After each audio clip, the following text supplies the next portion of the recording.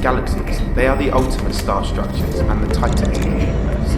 Though observing distant galaxies makes them seem tiny, most are full to the brim with hundreds of billions of stars.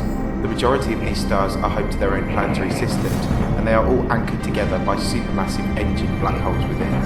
These brilliant ancient tie-dyes of space come in many different shapes and sizes, and new estimates suggest that there may be up to 2 trillion galaxies in our observable universe alone. We live in a vast, old, spiral-shaped galaxy known as the Milky Way, but many other, much older and vaster galaxies elsewhere in our local supercluster dwarf our own. Each galaxy is massive, but what is the largest galaxy? We can see cascading galaxies extending hundreds of thousands of light years, but how big can they get? Truth be told, we don't know if there is a definite size limit, but one galaxy that we bet comes pretty close is the magnificent IC1101. IC1101 is the largest and most massive galaxy ever to be discovered, and is currently the champion of the observable universe. This enormous elliptical galaxy completely engulfs the Milky Way dozens of times over, and its sheer volume of estimated stars have made for some interesting discussions on the possibility of life beyond the Earth. Something else that catches the eye is the hypothesized metrics of the ultramassive black hole that guides it through space.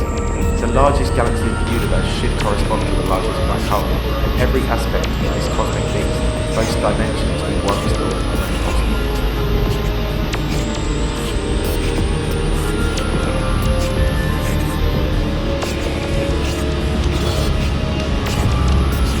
The largest galaxy ever discovered sits at a distance 1.04 billion light years from the Earth, in the constellation of Virgo primarily, but it overlaps into other constellations. It is located at the centre of the Abell 2029 galaxy cluster, and is by far the brightest feature within the region, shining with an apparent visual magnitude of 14.73, particularly bright in such a distant Earth. For some kind of comparison, let's first consider the Milky Way galaxy. Our home galaxy is estimated to be anywhere from between 100 to 120,000 light years in diameter. This size gives it the classification of a big galaxy. IC1101 absolutely smashes it, clocking in a staggering 6 billion light years across, approximately 2,000 times more massive than our own galaxy. Though this is a good estimate for the size, we now know that many galaxies extend further than once thought, but the true visible extent of the galaxy remains a mystery. What we do know, however, is that IC1101 is over 200 times bigger than our own galaxy, and its expected star tally is in line with this too. This gives it a mind-numbing estimation of up to 100 trillion stars. When comparing our home to this big galaxy, the Milky Way appears as a small smile, dwarfing every single star. This galaxy is bursting with stars, and as such we predict that it is probably fairly void of things like nebulae and other more abstract features. We don't have an estimate of the age of this beast, but based on its size and colour, we know that it was in the latter stages of its time. The yellow tinge of this galaxy is indicative of the atoms of stars, which would suggest that the vast majority of stars within are about 7 to 8 billion years older than our own Sun.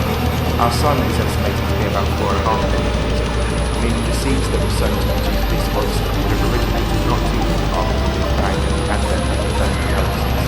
A reasonable estimate of the galaxy's age would be about 11 billion years old, with well-defined error, but we cannot say this for sure. IC1101's size and the sheer numbers of stars have made it a common topic of conversation for speculation of the types of life that there is within. Mathematically speaking, this galaxy would have the most chance of supporting life somewhere in its massive expanse largest. However, we predict that there is a lot of radiation and close contact with neighbouring stars occurring in this galaxy, meaning the conditions for life may be slightly less favourable on a star-by-star comparison to a younger, less massive galaxy. But then again, we cannot conclude on this with accuracy. If life were to exist within, we do know that, thanks to the sheer number of stars and the radiating light within, the internal regions of this galaxy would be so bright that we could possibly see civilizations so may not actually be able to see colour. Its core is so oversaturated with stars and starlight that this may render the rest of its own arbitrary observable universe invisible. This means that any rays would believe IC1101 to be the totality of what they understand as elevation. Given the size of this galaxy, we couldn't claim it to such a place.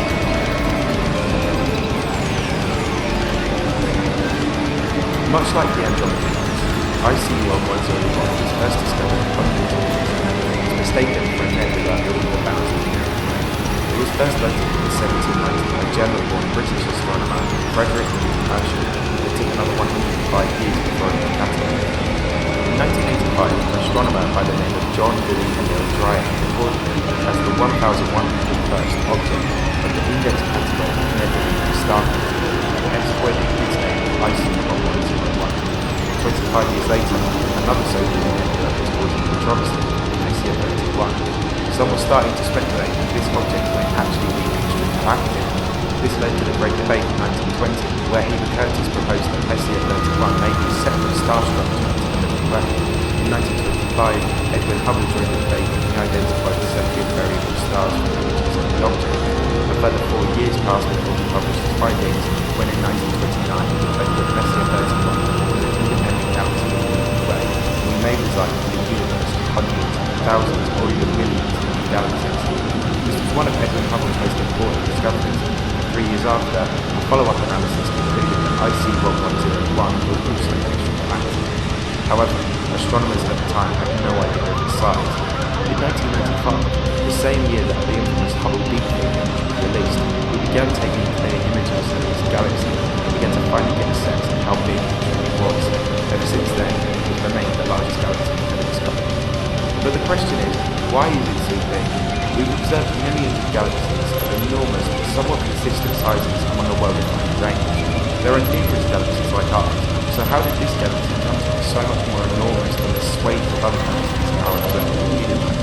Well, the answer lies in the nature of galaxy formation, and more importantly, galaxy collision. We don't know for certain how galaxies in the universe first formed, but we believe it to be one of two hypotheses. The first is that supermassive gas clouds began collapsing under the weight of their own gravity, creating dense regions that allowed stars to be formed within. It is believed that some of these gas clouds would have been capable of forming the first supermassive black holes. The alternate theory suggests that, shortly before the Big Bang, the universe had atoms of matter which formed galaxies in a similar way. In reality, it's likely a combination of these two theories. Gravity essentially planted the seeds that formed the first galaxies. The earliest supermassive black holes acted as anchors and drew the first clusters of stars into orbit around them. And these small premature galaxies were then drawn to each other by gravity and collided with each other. This sequence is known as the galaxy merger, and it appears to be complex enough to the universe. Presently, neighbouring galaxies are quite close together. Those not flung out of reach by cosmic inflation are attracted to one another, but the billions of years they collide again and again, forming new, increasingly more illustrious star structures. The first stage of this process begins with dwarf galaxies. These smaller, less structured galaxies formed from early star clusters and are still forming all over the universe. Dwarf galaxies can house up to a few hundred million stars at a time and tend to only be a few hundred light-years across.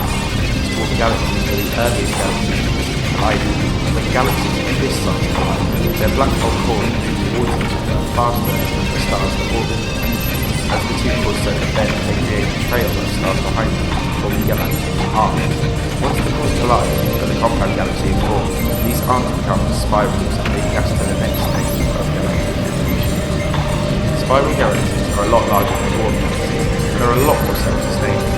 Dwarf collisions often cause large gas clouds between each galaxy to merge and spiral, which makes them much more productive, creating thousands and even millions of new stars. These new stars drive the total star power and are young, early stars, typically giving spiral galaxies much more dynamic angles. Spiral galaxies range in size, with billions of stars to upwards of 1 trillion. Our Milky Way is believed to be a spiral galaxy due to the apparent presence of galactic arms, and as such being classified as a medium-sized spiral galaxy. Spiral galaxies are drawn together much like dwarf galaxies, as is the case with the Milky Way and Andromeda right now. When these collide, large areas of gas clouds glow with Earth and new stars. Eventually, the cores emerge into an extremely bright centre, and the third stage compound galaxy becomes much larger. If the collision causes there to be disproportionately more stars occupying a comparatively small area, these galaxies are referred to as starburst galaxies. These starburst galaxies eventually lead us to the final stage. Once spiral galaxies exceed a certain size, they become so massive that depths to the arms are lost. These galaxies are then classified as giant elliptical galaxies, and are believed to be the final stage before the galaxy starts to die.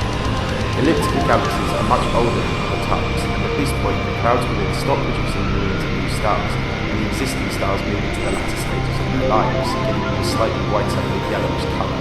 IC1101 is a star-bursting giant elliptical galaxy, and must have continued to collide over billions of years since the very earliest days of the universe. But it is reaching the end of this life cycle, and its days are increasingly numbered. The theory of merging galaxies is evidenced by the presence of the largest galaxies at the centre of galaxy clusters. Much like IC1101, the Virgo cluster and Coma cluster also both have multiple giant elliptical galaxies at their centres. Eventually, the compound galaxy we will join into, Andromeda, will sit at the heart of the local group. But, as mentioned before, the giant elliptical phase is the final stage, prompting the galaxy to enter the twilight of its life. IC1101 is classed as a dying galaxy, with its star numbers declining. Constant collisions eventually cause the gas clouds and starburst galaxies to thin out, and while pockets of a few thousand stars may still spring up throughout IC1101's expanse, stars are dying and being eaten by the black hole at a much faster pace. The yellow tinge is a big indication of this, given the suspected age of the stars within. When galaxies collide, the space between stars is usually so vast that the majority of the stars in each galaxy will be escaped. As such, the same stars can be present in the giant elliptical galaxy that began with Orcus and Vilipend. These supermassive galaxies do not die in spectacular continuity like stars, instead they simply fade away in a huge worldwide bang. Were we to survive billions of years into the future, we would see this once mighty god of the cosmos, the biggest sea, eventually fade into everyone else. It's a chilling reminder that even the biggest things in this universe eventually disappear.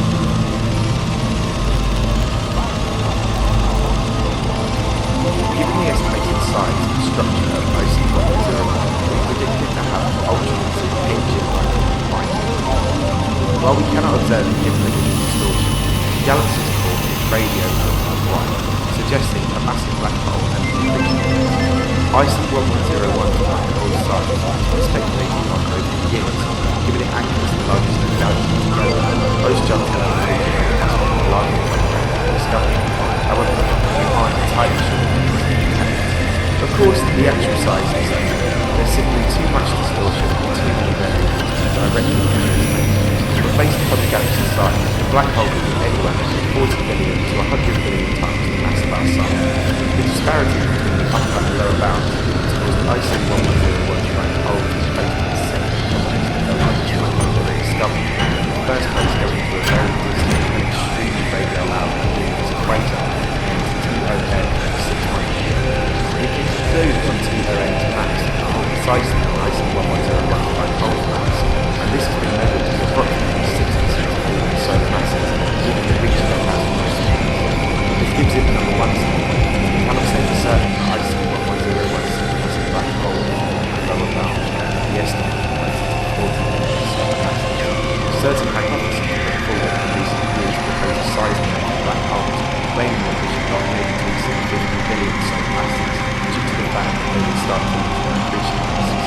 Therefore, it may be very difficult to compare and contrast TOA 618 and IC1101 in the face of these mysterious and often unanswered questions. In any case, whether it is the biggest or second biggest black hole, IC1101 black hole is still an absolute monster, which will continue to devour the surrounding massive goals as its stellar fountain dies.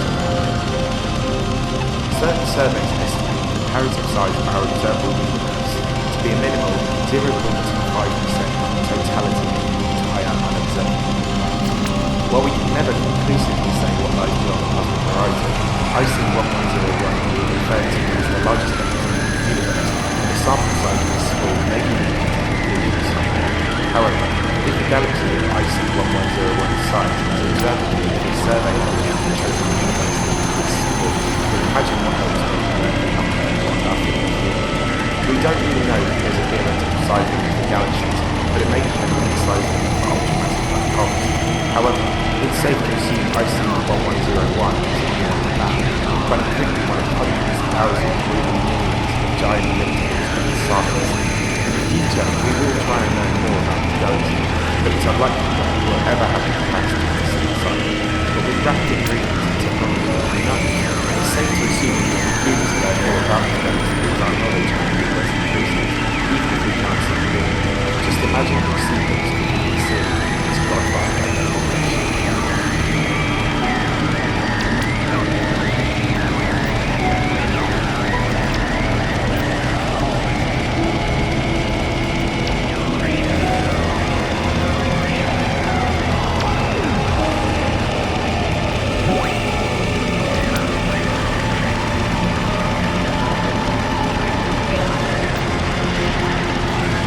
Black holes are the most iconic things about the universe, yet minor alien contents were debated for generations and will probably find some of the greatest sparkling of our time. Today, we know that black holes are well known as a result of the begin asking the question, what lies beyond them? How do they die? Most of all, what is the limit of black hole in the universe? Well, it's likely that TON 618 is our universe, if not the limit of the universe. While we don't know much about it, its profile is truly amazing. This radio loud and tricolorous quasar was once just at the start, but we now know it is one of the photonic beams from much further across space, over 10 billion light years into the world. But is this beacon of the cosmos really what we think it is? With so many properties that push the limits of our understanding of black holes, TON 618 may have no explanation. Until we find out, we must assume that this record-breaking beast is the largest and most massive black hole in the entire known universe.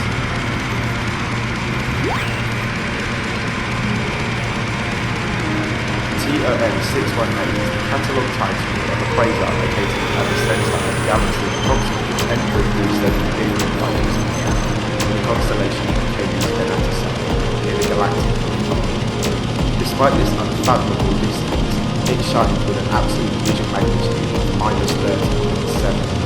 This number equates to the brightness of over 140 trillion suns, making it one of the brightest objects in the universe.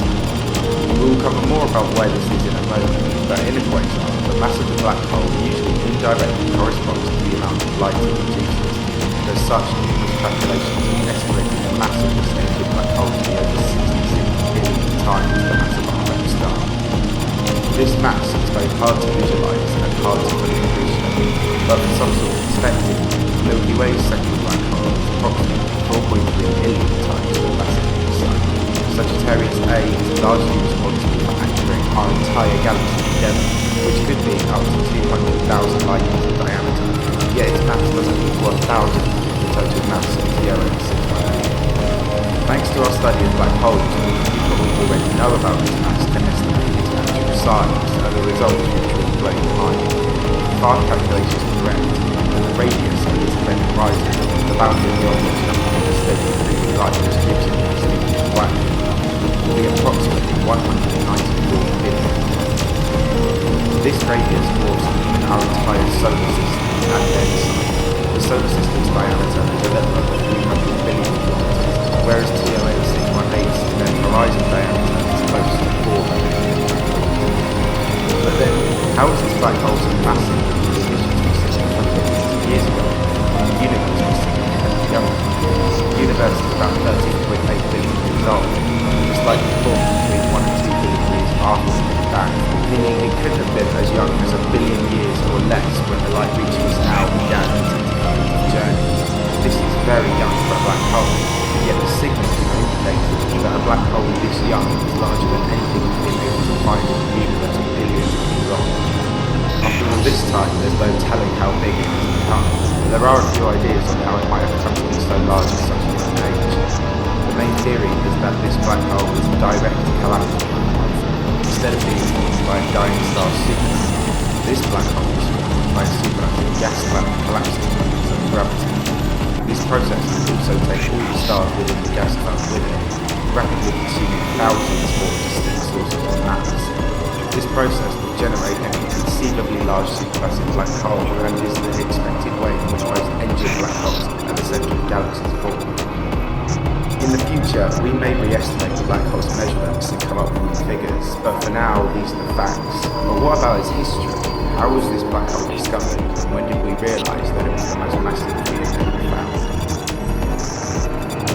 TOS 618 was first noted in a survey of faint blue and white dwarf stars around the Milky Way's galactic plane in 1947. Back then, it was mistaken for another blue star. It was listed as the 618th member of the Tonat-Zin Club of globular star clusters, thus coining its name. However, moving into the 1960s, astronomers started noticing radio-loud sources of light which appeared similar to stars, but the source of this radio was unknown. Thus, the term crazy stellar starlight contracted the equation, and astronomers continued to investigate. It was Martin Schmidt who then noted that the doctrine of time the quasar spectrum would not consist of the expected regime of stars, so these sources of light must be emanating from much further away. Gradually, higher resolution images and X-ray photographs of these radio-loud sources were missing in the centers of the galaxy. The light reaches these quasars and the stars. But how does a black hole, scientifically the darkest thing in the universe, even shine in the first place, let alone shine brighter than the stars and illuminate the center of the distance away? Well, the process begins with the immense gravity of the central galactic black hole. Gas and matter orbit the black hole. They orbit the area at immense speeds, as do the light and energy when they consume. When a black hole destroys something, it does through the trivial process of superconduction. As you get closer to the singularity, the center of the black hole, the gravity becomes so exponential that it's even if it's a few million kilometers, and leads to vastly different numbers of pull on the object, essentially shredding up whatever it is. The gases from this shredded matter form just around the event horizon of the black hole and orbiting, forming an accretion disk. When this disk orbits, it swirls at unimaginably fast speeds, and the friction generated releases a balloon or magnetic field. The accretion disk also called black holes during the plasma, known as relativistic jets. These jets travel away from the black hole at the speed of light. This and the accretion disk shine so brightly together that the light we can observe drowns out the surrounding galaxy. When it does this, we call these alien black holes active galactic. A sufficiently luminous active galactic with our growing understanding of quasars, the hypothetical, all along the radio sector, along in 1970 detected a strong radio emission from the so-called star, and thus it was reclassified as a quasar. Marie Helen Ilgen collected the spectral data from Toronto. She detected the spectral emission lines, the light in the spectrum curve the emission of light object. From an analysis of the redshift of the spectra, already determined that TOS must be very far away, hence it ranks among some of the most luminous quasars ever detected. Furthermore, the emission lines detected on the spectrum were very wide, including the broad line region of the quasar. The spectrum of light from the orbital area beyond the accretion. These are indicative that the light emanating gases around the black hole must be travelling incredibly quickly, calculated to be a terabyte at 7,000 kilometers in 3 seconds. This tells scientists that the black hole creating a quasar must be exerting an intensely strong magnetic field. The size of the broad line region, reversing the brightness of the quasar, and given the size of the region of its orbital speed, this black hole had to be one of the largest ever discovered. The mass was estimated at its official figure of 66 billion times the mass of our Sun, and using black hole equations, the event horizon radius was determined for this to be over 1,300 astronomical units, thus giving it a new classification, an ultramassive black hole. But in spite of all of these mind-blowing statistics, it's important to remember that we cannot see TOS 618 surrounding the galaxy, and therefore we know very little about it. While the maths suggests these massive figures for the black hole, some have argued that we may be mistaken. There are questions over its true nature. If its sheer size so early on in its life wasn't enough to cast doubt on the nature of quasars does today. Quasars are a phenomenon more typical of the early universe, hence the massive differences in the galaxy. They are more commonly found between 9 and 10 billion light-years away, and the universe was at that age. While we do see some nearer to us, the number is nowhere near as high. This is because in the billions of years since these quasars occurred, the engine black holes of the universe have had time to consume much more matter, increasing their event horizons. Once a supermassive black hole exceeds a certain size, they are large enough to completely swallow matter blew up rather than shredded. Less shredded material orbits will be producing this, and the light generated no longer outshines its host galaxy. So there's a contradiction going on. If smaller black holes have more favourable conditions for quasars to occur, why is one occurring around the largest black hole in the universe? Unfortunately, we currently don't even have a way of knowing.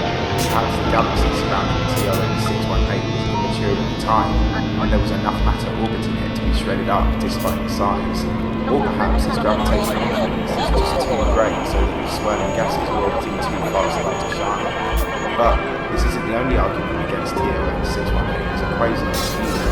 Some point the theoretical size limit of black holes, predicted by some to be 50 billion solar masses, is getting larger, and they suggest black holes would start to lose their accretion disks and would not be able to maintain their size and constant intake of matter. Anything larger wouldn't shine at all. And of course, the fact that this black hole is so massive so early on is cast doubt, even if it is explainable by direct collapse black holes. Why don't we observe other black holes of this size from that area of the universe? Why does TRN 618 stand out as such an anomaly? Well, although it does display all the expected properties of a quasar, the true explanation behind it could not yet be known. Most quasars happen to look like stars in the Milky Way, so who's to say that quasars don't also look like some sort of other undiscovered phenomenon in the early universe? Who's even to say that we understand quasars and black holes? Perhaps it's not our estimations that are inconsistent, but our knowledge of the phenomena themselves. After all, we proposed a theoretical size limit for structures in the universe based on a uniform distribution of matter at the Big Bang to be about 2 billion light years, and yet we have observed quasar groups, superclusters, and gamma-ray burst streams which vastly exceed this size. Perhaps the problem lies in the limit of our imagination, and the true size and mass benchmarks of these phenomena are much, much higher than we expected. It's impossible to cast a clear judgment as we're missing some quite major pieces of observational evidence. If something similar was discovered, we may be able to compare two abnormal quasars and gain a better understanding. The quasars are the brightest things in the universe. It's unlikely that there's another one of this magnitude just hiding out there that we have yet to discover. So for the time being, we just don't know. TRN 618 may be the largest black hole in the universe, but what are the other giants named vying for privilege? Well, the previous record holder was the obscurely named S50040+31. This was another quasar which was reverse engineered, and the measurements suggest a black hole of around 40 billion solar masses. However, some believe this figure may be exaggerated. When a relativistic jet flies in the direction of the Earth, its quasar is even brighter, so much so that it has its own type of name, known as a blazar. This black hole's jet happens to be pointing in the direction of Earth, and so some suggest its unusual brightness is not actually indicative of more mass. But whatever the case, it's still an enormous black hole. Another enormous black hole lies about 1 billion light years from us, and it is the monster at the centre of the largest known galaxy. IC 1101 is a supergiant elliptical galaxy over 6 million light years in diameter, and it is estimated to contain over 100 trillion stars. We cannot see inside the galaxy due to its luminosity, and it is too far away to be directly measured, but IC 1101's black hole has often been considered the biggest by default because galaxy size is typically representative of black hole size. But due to the variables, the estimation comes in quite broad, between 40 billion and 100 billion solar masses. This is likely another one we'll never be able to properly assess and measure, but once again we know what lies inside is probably larger than our entire solar system. And then finally, there's HD 1821 plus 643. This black hole is also a quasar that lies much closer to us and is considered the most massive in 2015. Unlike the others, its mass has been precisely measured to be around 30 billion solar masses. This gives it an event-horizon radius of 1,150 kilometers, approximately 14 times the distance of Pluto from the Sun. Black holes are scarier than a stellar state, but they can grow to sizes so great it becomes hard to imagine how something cannot lie beyond the boundary of singularity.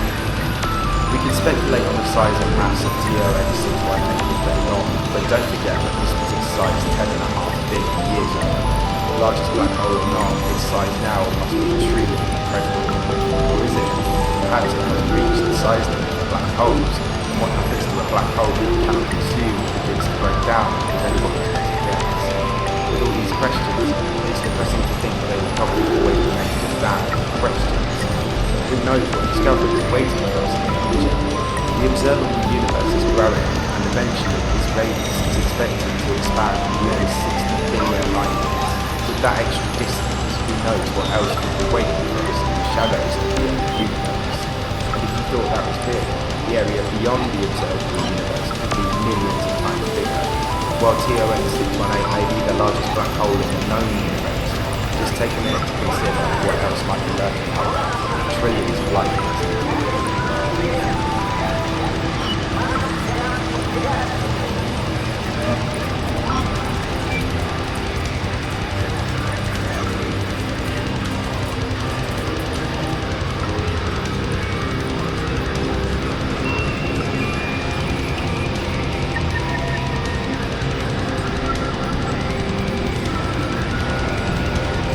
In 1994, astronomers pointed the newly repaired Hubble at one of its most important targets, a giant elliptical galaxy 50 million light years from Earth called M87.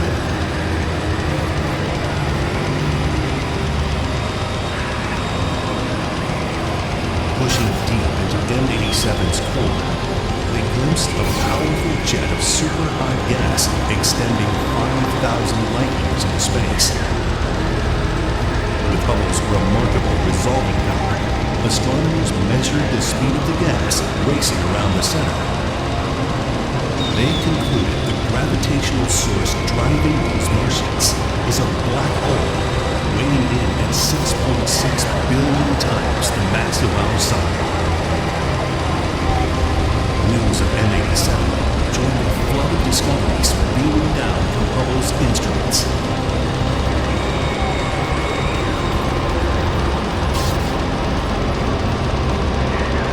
The public was captivated by strange and majestic shapes, captured from mysterious realms far beyond Earth.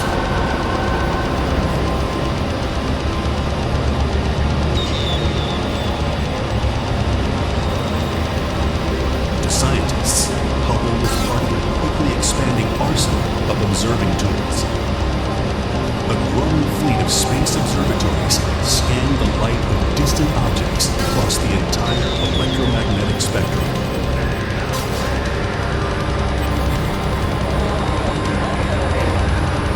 On the ground, a new generation of giant telescopes with precision mirrors and dynamic optics allowed observers to look deep into the universe.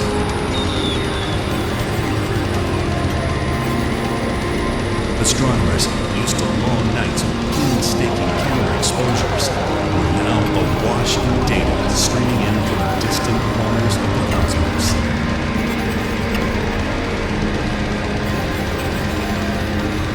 A new vision of the universe emerged, one defined by vast energy releases, titanic collisions, mysterious new forces, and nature's strangest phenomenon, the black hole.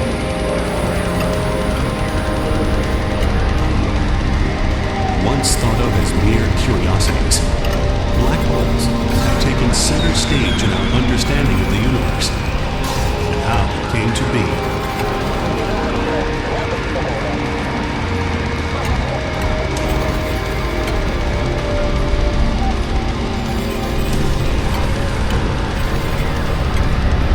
A black hole begins its life in the brilliant light of a dying star.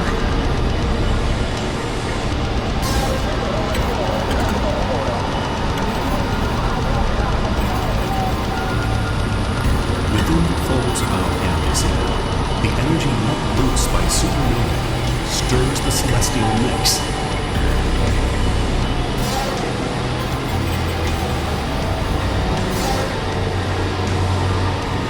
Shockwaves from these explosions cause gas to condense, then ignite.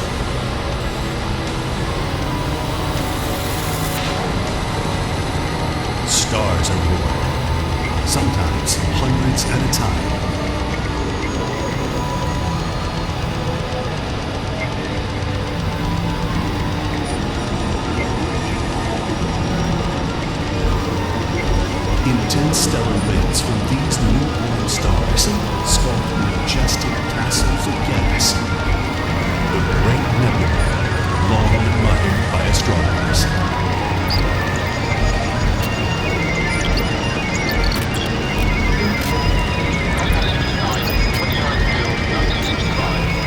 Yet, for the giant stars that set this process in motion, the consequences.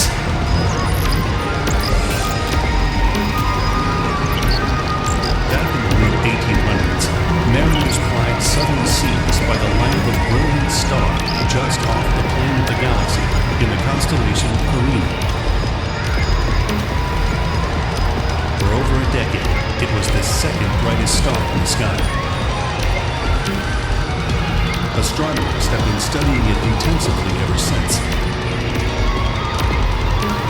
The star, named Eta Carinae, had undergone what's now known as the Great Eruption, an outburst that expelled two luminous lobes of gas that stretched some 12 trillion kilometers from end to end.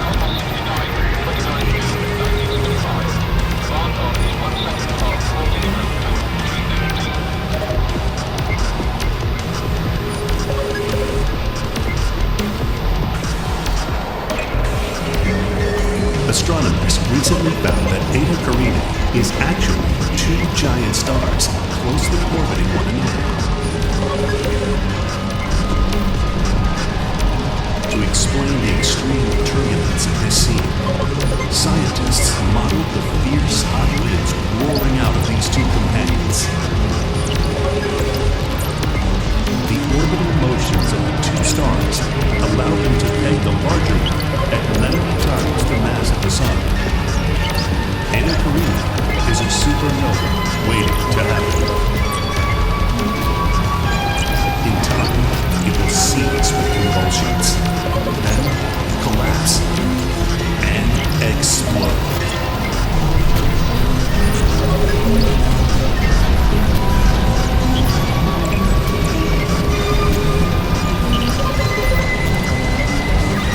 Throughout history, our understanding of space has been shaped by a handful of supernovae visible to the naked eye. Some archaeologists believe this drawing depicts a supernova spotted by North American stargazers in the year 1054. The same event was also recorded in China, Korea, and the Middle East.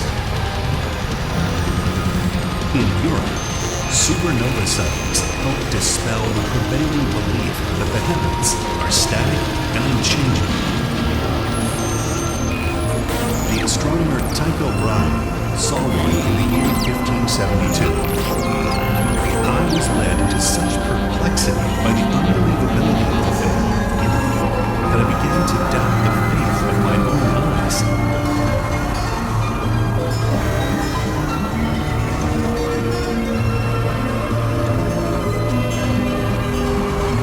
In modern times, astronomers have intensively studied the remnants of the 1054 explosion, the famous radical nebula. Waves of radiation roaring out of the explosion have etched circular patterns in the surrounding gas. Seen here in radio, infrared, optical, ultraviolet, and X-ray light. You can see signs of a jet shooting out of the central region. This energy is coming from a tiny spinning object in the center, the size of a city. This neutron star is not made of any elements, but subatomic particles packed by gravity into an ultra-dense sphere. Physicists think of it as a single huge atom. It's roughly equivalent to packing Mount Everest into a sugar cube.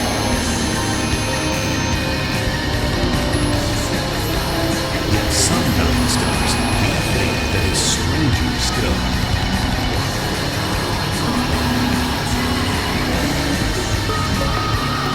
In 1796, Peter Simon, the Marquis Imagine a group of dark stars, so heavy their gravity prevented any light from escaping.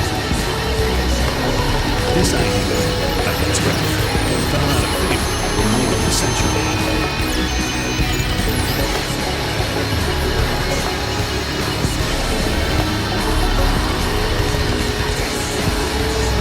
Isaac Newton had described gravity as a force of attraction between two masses.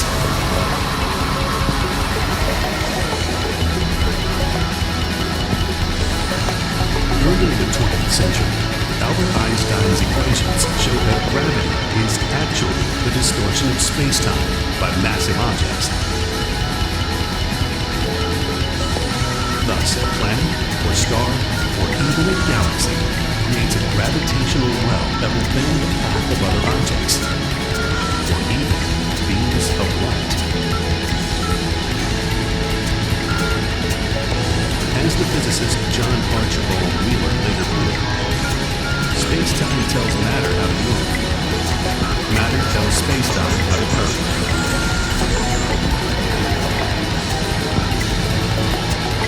In 1919, the now famous Eddington expeditions set out to test this wild idea during a solar eclipse. Their data show that the sun's gravity bent the path of starlight, just as Einstein had predicted. But also hiding in Einstein's equations was a very strange prospect that recalled Pierre-Simon's speculation. If an object is dense enough, it will bend a beam of light back onto itself, causing that light to disappear. Physicist Carl Schwarzenegger, director of the Astrophysical Observatory in Potsdam, Germany, took this idea to its logical conclusion. Working as an artillery lieutenant on the battlefront of World War I, he stole moments to pour over Einstein's new theory. As you see, he wrote to his dad, the war treated me kindly, in spite of the heavy gunfire, to allow me to get away from it, take this walk in the land of your ideas. Schwarzschild realized that objects could become so dense that mass would be packed into an infinitesimal point, a singularity.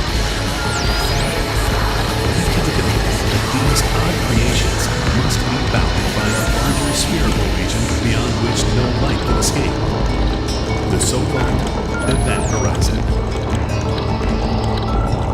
But how could such objects actually exist? In 1939, Einstein himself wrote a paper that sought to prove that these strange objects were impossible. But just a few months later, physicist J. Robert Oppenheimer and his graduate students published their own paper on the subject. Taking a fresh look at the mathematics of collapsing stars, they showed that if the parent star is sufficiently massive, the force of the collapse will literally crush its core down to a point, an infinitely dense, infinitely curved speck of pure gravitational energy.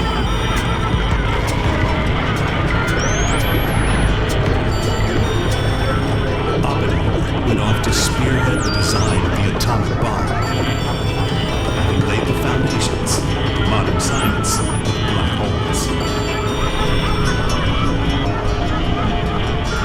The atomic age brought a whole new focus on the study of extreme physics.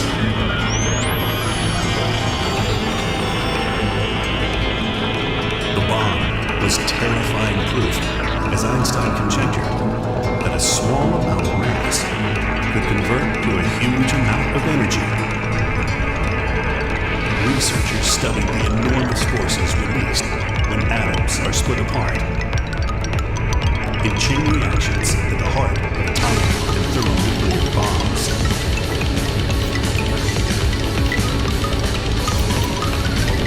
Using advanced new computers developed to model and forecast these explosions,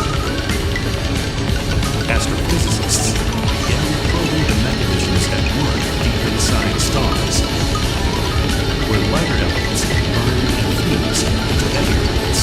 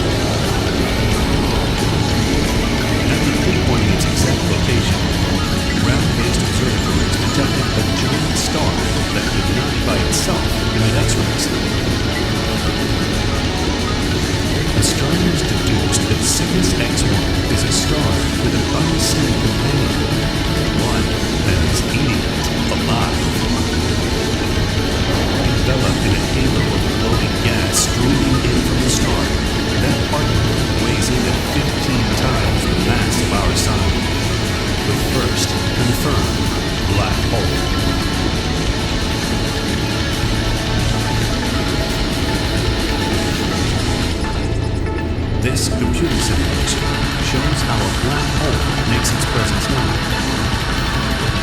Matter spiraling into the abyss forms what's called an accretion disk.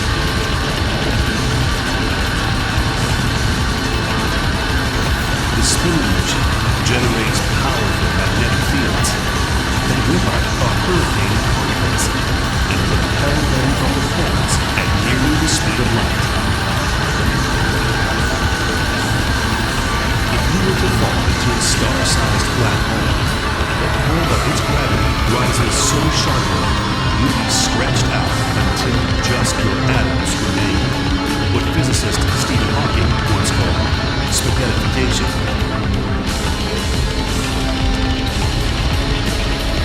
Stellar evolution models suggest there could be as many as 1 billion black holes in our Milky Way alone. Yet, they are dwarfed by a far larger and far more powerful presence, lurking in the very core of the galaxy.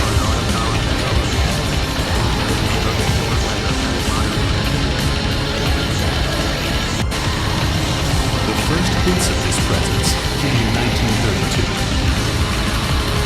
The Bell telephone company was concerned about static interfering with what it saw as revolutionary new technology: long-distance radio communications. The company tasked the radio astronomer Carl Jansky with finding the sources.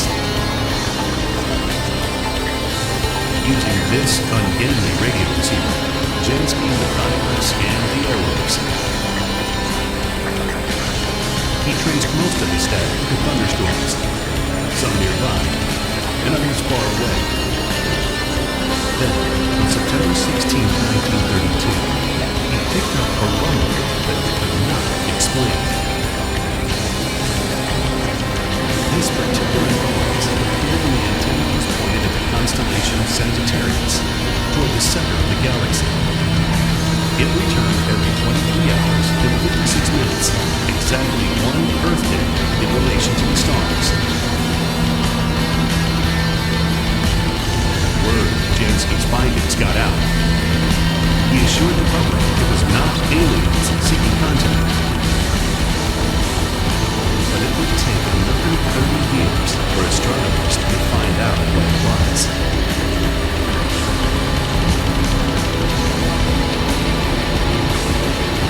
In the 1960s, advanced radio telescopes began picking up signals from distant space. Not knowing just what they were, observers called them quasi-stellar radio sources, quasars for short.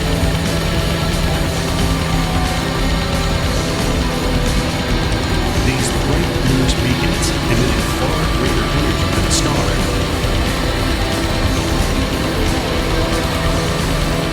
What cosmic engine was driving them?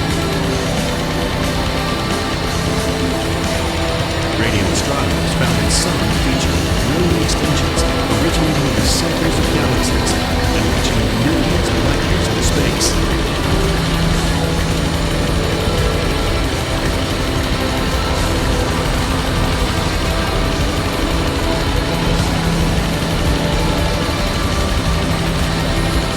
Looking at their light spectrum, researchers realized that these were actually jets of super hot gas speeding away at hundreds of thousands of kilometers each second. Could such a feature finally explain Jansky's findings?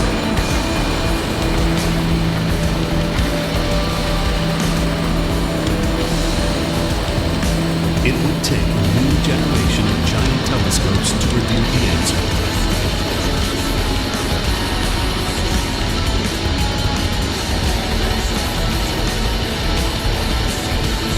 Just as the Hubble Space Telescope began its sensational run, several new observatories were christened on the mountains in Hawaii in the north and the Andes Mountains in the south. Two rival teams of astronomers each zeroed in on the galactic center to see what was there.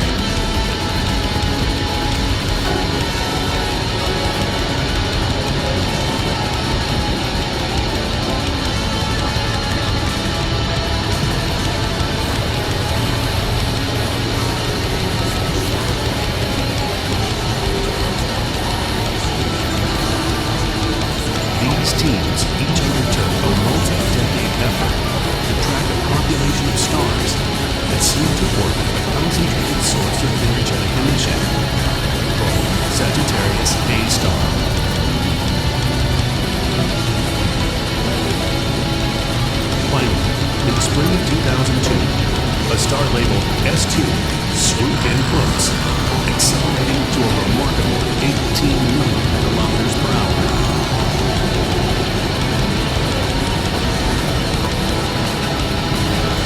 If its path near Sagittarius A star proved erratic, astronomers would know the galactic center was packed with multiple massive objects. Instead, its path was smooth.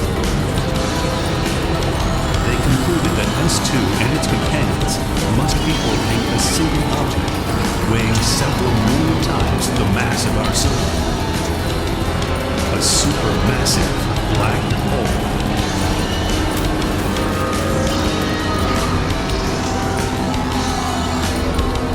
This effort, more than 2.5 decades after it began, was recognized with the Nobel Prize in Physics.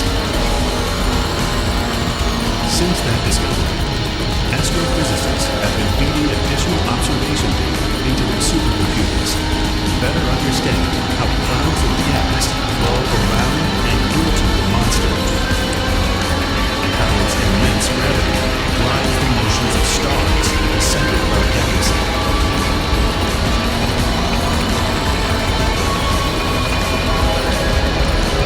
The star S2 will inevitably return. When gravity will cause its orbit to shrink, pulling it ever closer.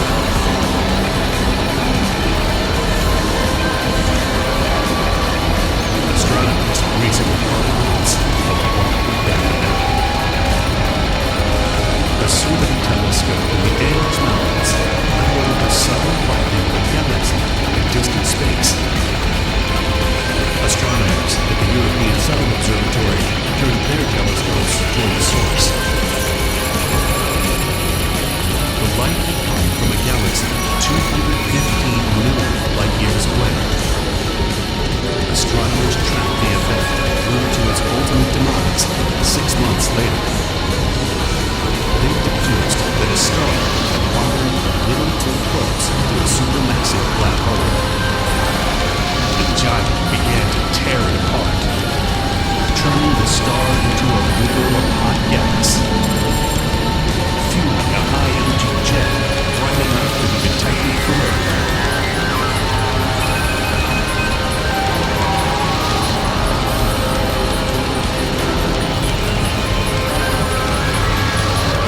Astronomers have long nurtured the hope of seeing the black hole directly, to understand its properties, how it disrupts the space around it.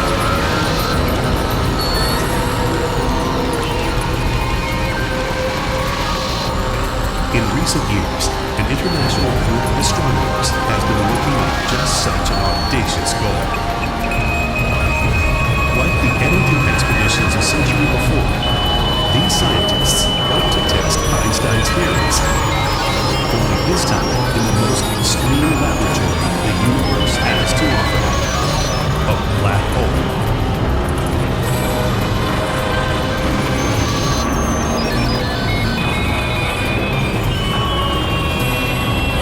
The idea is to adapt a technique developed over 60 years ago called long baseline interferometry. By synchronizing radio telescopes all around our planet, a team of 400 scientists and engineers created a much larger virtual telescope with an aperture the diameter of Earth itself. It has a resolution equivalent to being able to read a newspaper in Paris while sitting in New York. They call it the Event Horizon Telescope.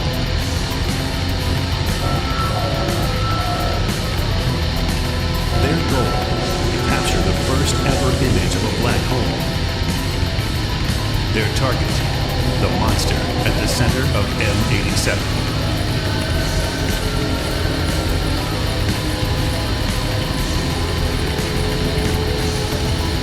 Probing deep into M87's luminous core, the astronomers struck a delicate balance between filtering out interstellar dust and finding the outlines of the core. At a rate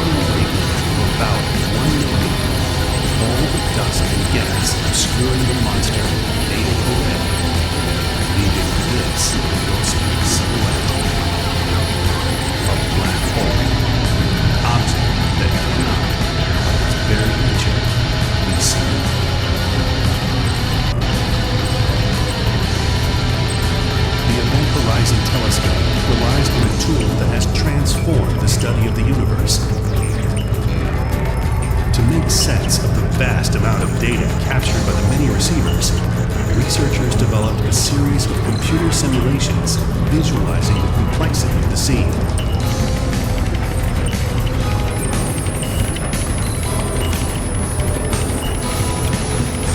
Here are some of the results. The dark nucleus is the event horizon, a shadow left when the object's immense gravity slows all light to a stop.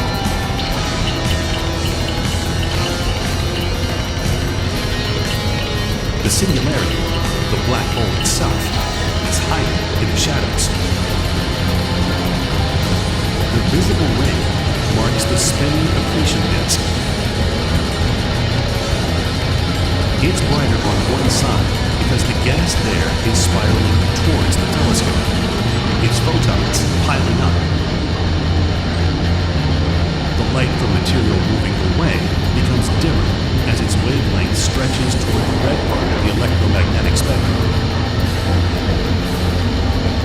From a slightly more distant perspective, you can see how a portion of the inflowing matter is flung out in a fiery, pulsating jet.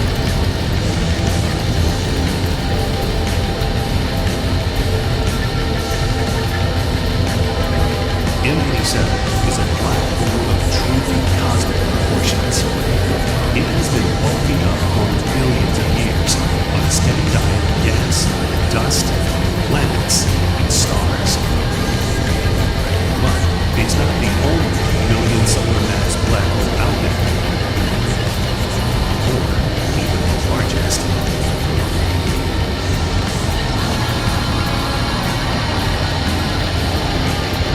The Coma Cluster is a dense group of galaxies 321 million light-years from Earth. Its center is occupied by a colossal elliptical galaxy cataloged as NGC 4889. It harbors a black hole estimated to be 21 billion times the mass of the Sun. J2157 is even larger. At 34 billion times the mass of the Sun, this ultramassive black hole is 8,000 times larger than the one at our Milky Way's core. The largest black hole yet spotted, TON 618, may weigh as much as 66 billion of our suns. It drives a super-luminous quasar shining 140 trillion times brighter than our star.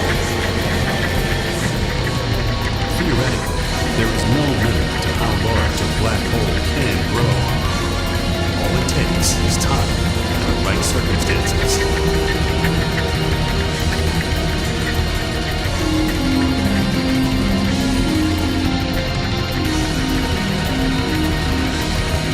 The building of ever larger telescope mirrors has given astronomers a whole new vantage point on the life cycle of ultramassive black holes.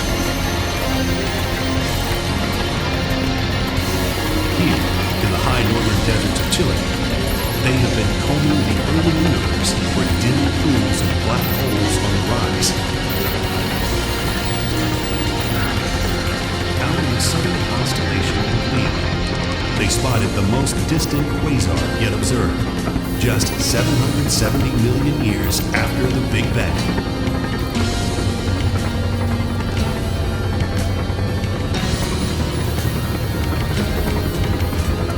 The red dot is light energized by a black hole estimated at 2 billion times the mass of the Sun. How did it form? And what impact will it have on its surroundings? To find out, scientists have launched a major international effort to simulate the early evolution of the universe.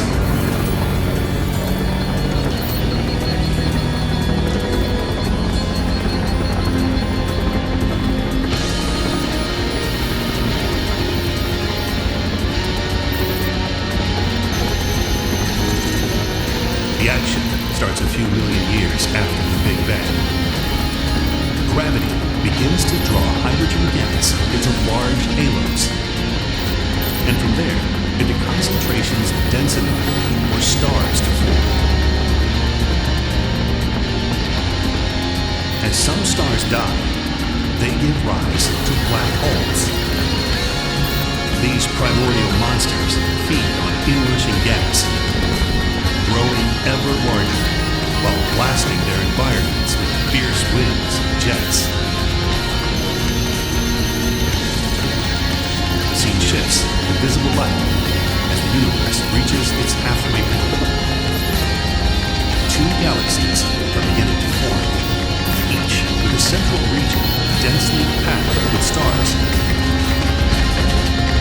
Gravity begins to draw the two into a cosmic embrace. The black holes at their centers will inevitably meet and merge. The end result, a galaxy similar to our own, with a supermassive black hole hidden deep in its core. We now move to a much larger scale. The action starts 500 million years after the Big Bang. Matter coalesces in a spider-web pattern of filaments and dense knots.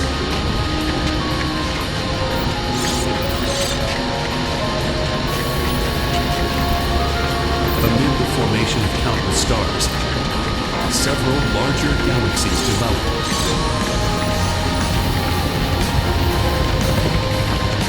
As they merge, so do the black holes in their cores.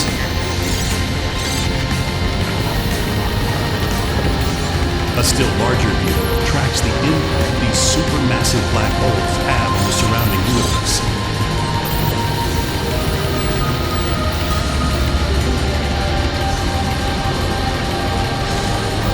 You can see bubbles rising quickly from the largest galaxies. These are waves of super hot gas pushed out by winds and jets powered by growing black holes.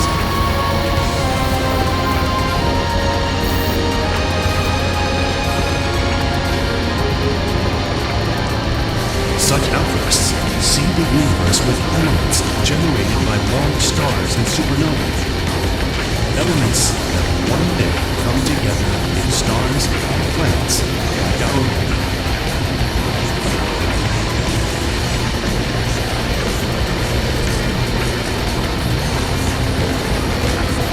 By pushing outward huge volumes of gas, these hot bubbles slow the growth of their host galaxies, while promoting the formation of smaller galaxies, like our Milky Way.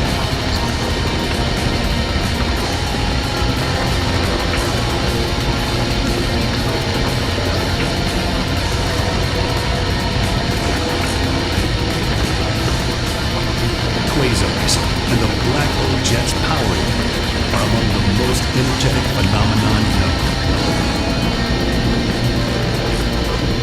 This one, spotted by the Hubble Space Telescope in the early universe, emits light 600 trillion times brighter than our sun.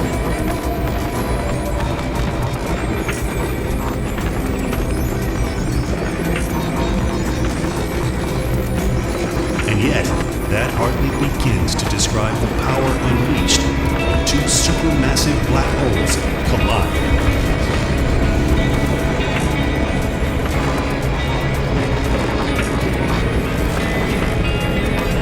To find out what that will look like to Earth, scientists have simulated the moment just before two supermassive black holes merge. Magnetic and gravitational forces heat up the gas. The pair is enveloped in ultraviolet light. Superhot plasma floating around and into the black holes glows in X-ray light.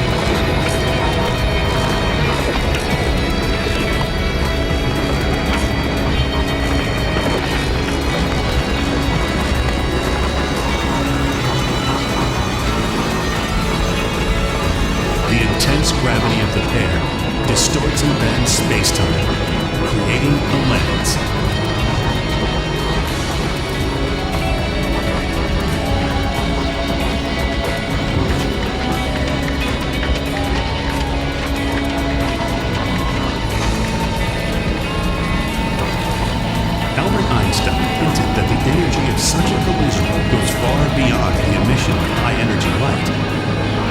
His equations predicted that when massive bodies, like black holes, accelerate or whip around each other, they would disturb the normally smooth fabric of space-time. A series of powerful gravitational waves would move outward, like ripples on a pond.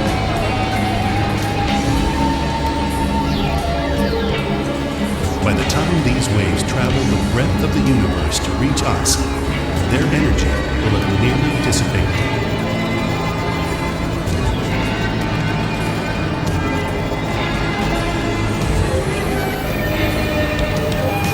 And yet, scientists believe they have detected them. At the Laser Interferometry Gravitational Wave Observatory, known as LIGO, they've assembled precision high-powered lasers and some of the most perfect large-scale vacuum chambers ever created.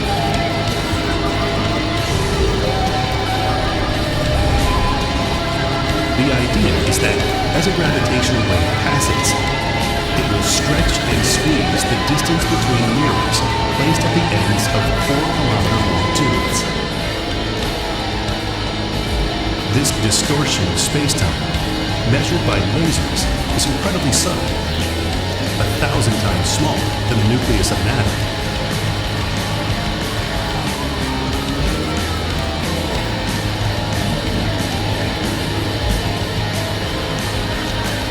This ambitious undertaking, decades in the making, finally bore fruit in 2015. The instruments at LIGO and its European counterpart each recorded a signal consistent with the merger of two black holes of 29 and 36 solar masses.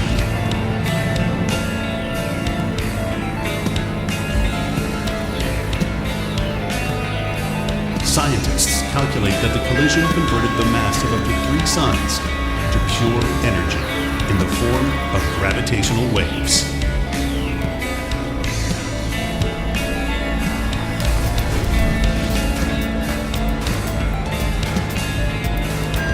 LIGO's founders would win the Nobel Prize for Physics in 2017.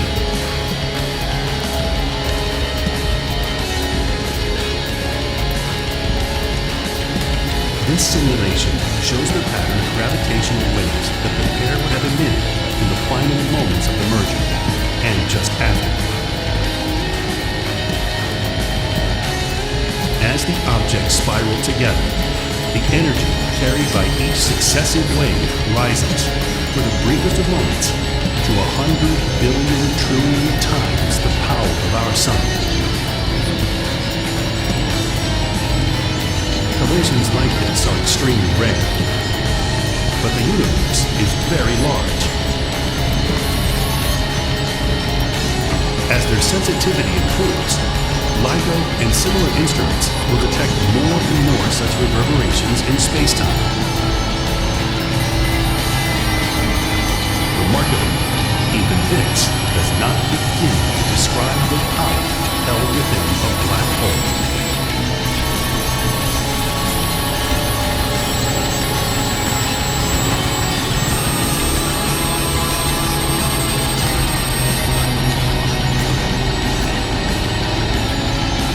Imagine a spaceship in the distant future on a rendezvous with a supermassive black hole.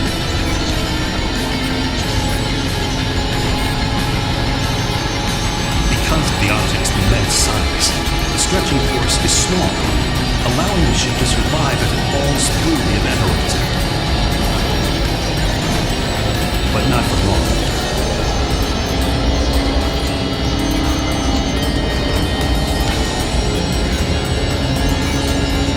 As the ship spirals down, it hits a wall of energy. Scientists describe as the inner horizon.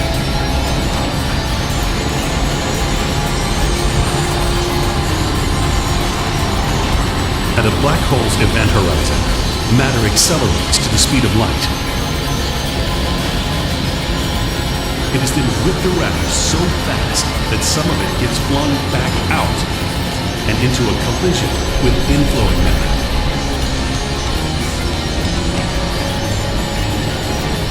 At the inner horizon, the energy rises so sharply it may well reach nature's limit, equivalent perhaps to the Big Bang itself.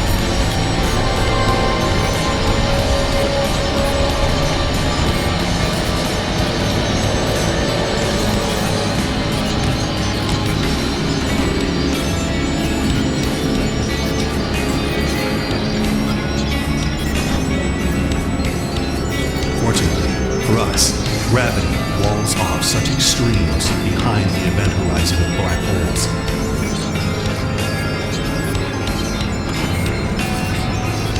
Wait long enough, trillions upon trillions of years, to a time when theory says all matter and energy will likely fall inside black holes.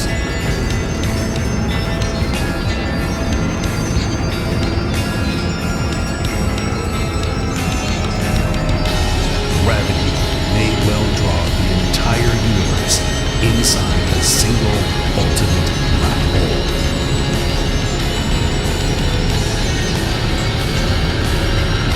Some theories suggest that it could erupt.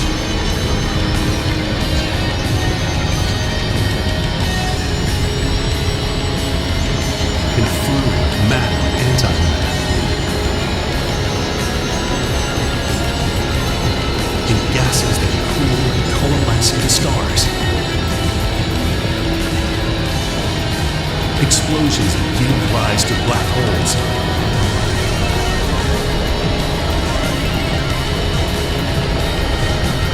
Galaxies that develop and nurture them, while giving birth to solar systems like ours.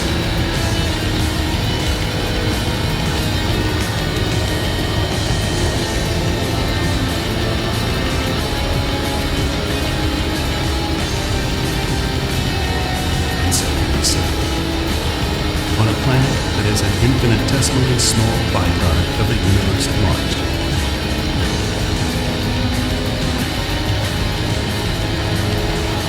Our imaginations, though, are unbounded as we contemplate strange and powerful forces that have shaped all we see.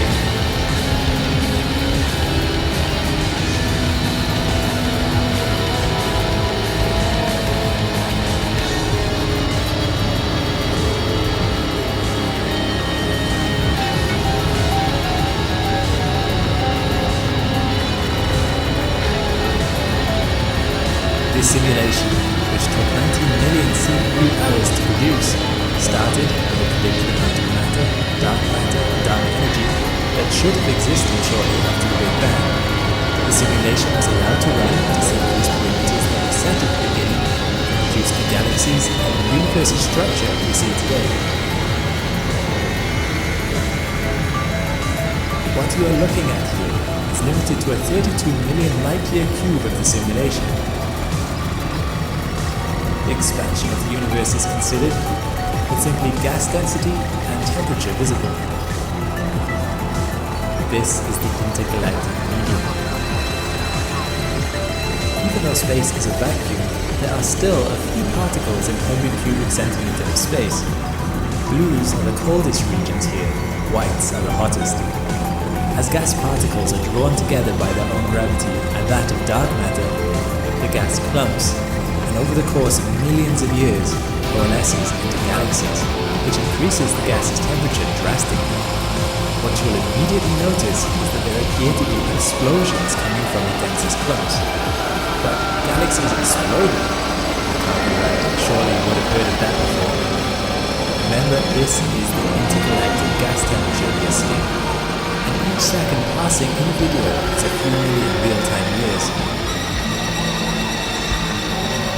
Quasars, or extremely active black holes, are the brightest objects in the universe, emitting more electromagnetic radiation than entire galaxies combined. When a quasar lights up, its rapid increase in radiation blasts into space, ionizing the intergalactic gas as it expands out, heating it up to extreme temperatures. This is known as quasar mode, or active galactic nuclei feedback. Black holes don't remain as quasars for lengthy periods of time. Rather, quasars are the result of a large amount of mass falling into them, lighting them up and causing them to eject huge amounts of mass and energy. They'll remain as quasars as long as there is matter being fed into them. Although, you may wonder, how can a black hole emit anything? Don't they absorb it all? And the answer is yes. It is in fact the accretion disk around the quasar that is so energetic and luminous. A black hole's accretion disk is the result of matter passing by being ripped apart and sucked into orbit. These supermassive black holes often have billions of solar masses. The gravity around them is immense. As the material in the accretion disk orbits and falls inwards, the friction from the material in the disk rubbing together creates energy so intense that a quasar can be thousands of times brighter than our Milky Way. In fact, a quasar's host galaxy is often too dim to detect next to a bright quasar, although techniques with the Hubble Space Telescope have allowed a few of these host galaxies to be seen too. Quasars could light up from collisions of galaxies, when suddenly an abundance of matter falls into the supermassive black hole, although this doesn't always happen.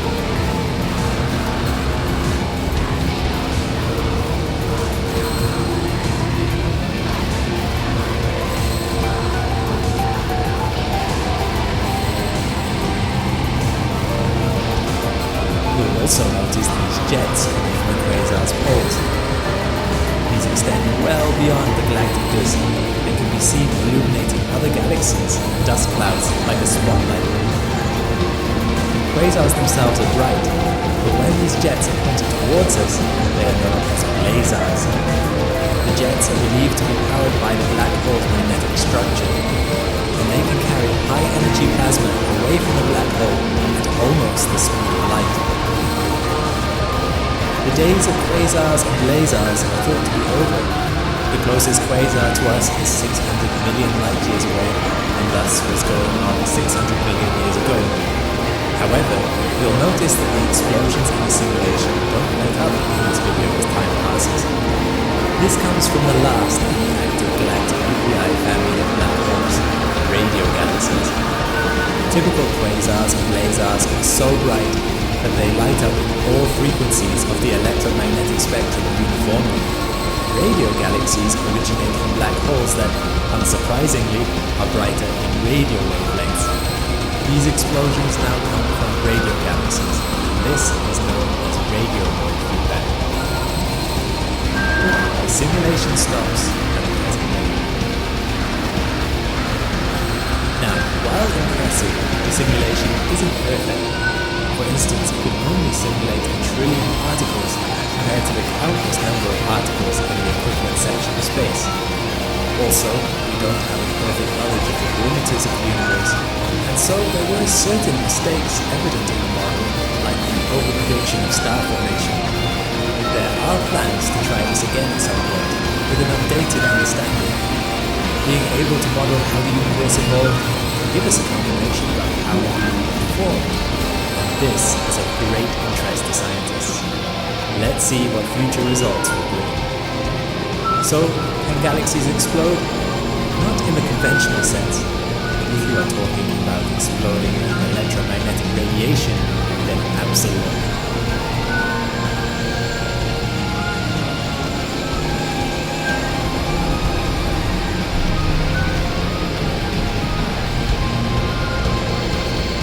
The story of a quasar dates all the way back to the early universe, only a few billion years after the Big Bang, a time where gaseous clouds were more prevalent and galaxies were much closer together.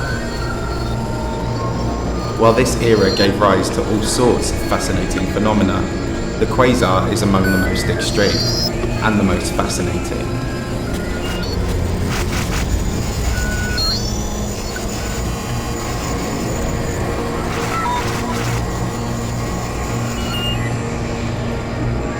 A quasar is an ultra-luminous, ultra-energetic type of active galactic nucleus, the heart of a large galaxy which houses a central supermassive black hole millions of times more massive than the Sun. Within a quasar, matter around the black hole is moving so quickly and is being heated to such high temperatures that it is emitting an extraordinary amount of light, as well as other types of radiation, which shines out into space and drowns out its entire host galaxy from our point of view. And they can be seen from far across the universe. To understand why this is, you must first understand a key misconception about black holes. Around a black hole, objects do not simply get pulled straight in. Instead, they orbit the black hole and gradually lose momentum, spiraling inwards towards the event horizon. The closer to the black hole this matter gets, the stronger the tidal gravitational influence acting on it becomes, until a gradient is created in the object, where one side experiences a much stronger attraction than the other. This process shreds up and obliterates objects, such as infalling stars, down to an atomic level, some of which will end up collecting into a fast-swelling band of matter close to the event horizon, known as an accretion disk. Within this spinning disk, the compression and energy is so immense that individual particles can no longer take straightforward orbital paths, and instead they smash into one another as they are compressed, generating thermal motion in the form of friction.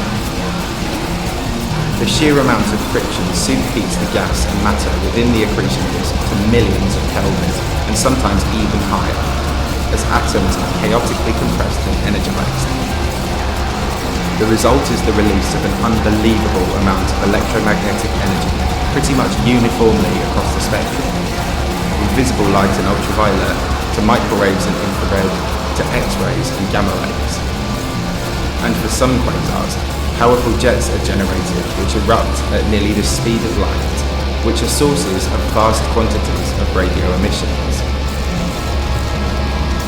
The word quasar is a contraction of quasi-stellar, more specifically a quasi-stellar radio source. Quasi-stellar means star-like in Latin, and thus a quasar is a star-like radio source, named as such because that was how they were first discovered, not through visible light, but through radio astronomy. Despite emitting vast quantities of other types of radiation, in the optical wavelength, quasars are hard to identify. Take this deep photograph of space. On the right-hand side, we have a star, located within the Milky Way galaxy, no further away than a few thousand light years from the Earth. But on the left, we have a quasar, shining from billions of light years across space. And despite this enormous mismatch in distance, the quasar shines and permeates the galaxy as if it were a star in our own backyard. Quasars are the brightest and most energetic phenomenon in the entire universe, able to outshine any type of star, and even entire galaxies containing hundreds of billions of them. Even the dimmest quasars are at least 10 times more luminous than the entire Milky Way galaxy, and the brightest can be more than 100,000 times more luminous. For reference, an object's luminosity is its intrinsic power output measured in watts, usually given in terms of the sun's luminosity. The Milky Way galaxy is around 25 billion times more luminous than the sun, and so a quasar being 100,000 times more luminous than the Milky Way implies some truly mind-melting numbers. Most quasars are hundreds of trillions of times more powerful than the sun, and they are able to outshine stars and other objects so well because the mechanism driving a quasar is a much more efficient energy-generating process than those nuclear processes we observe in stars. Proton-proton chain nuclear fusion, the process powering the sun and similar stars, is capable of converting about 0.6% of its mass into electromagnetic energy. In contrast, quasars can be up to 50 times more efficient, capable of converting anywhere between 6% and 32% of its mass into energy.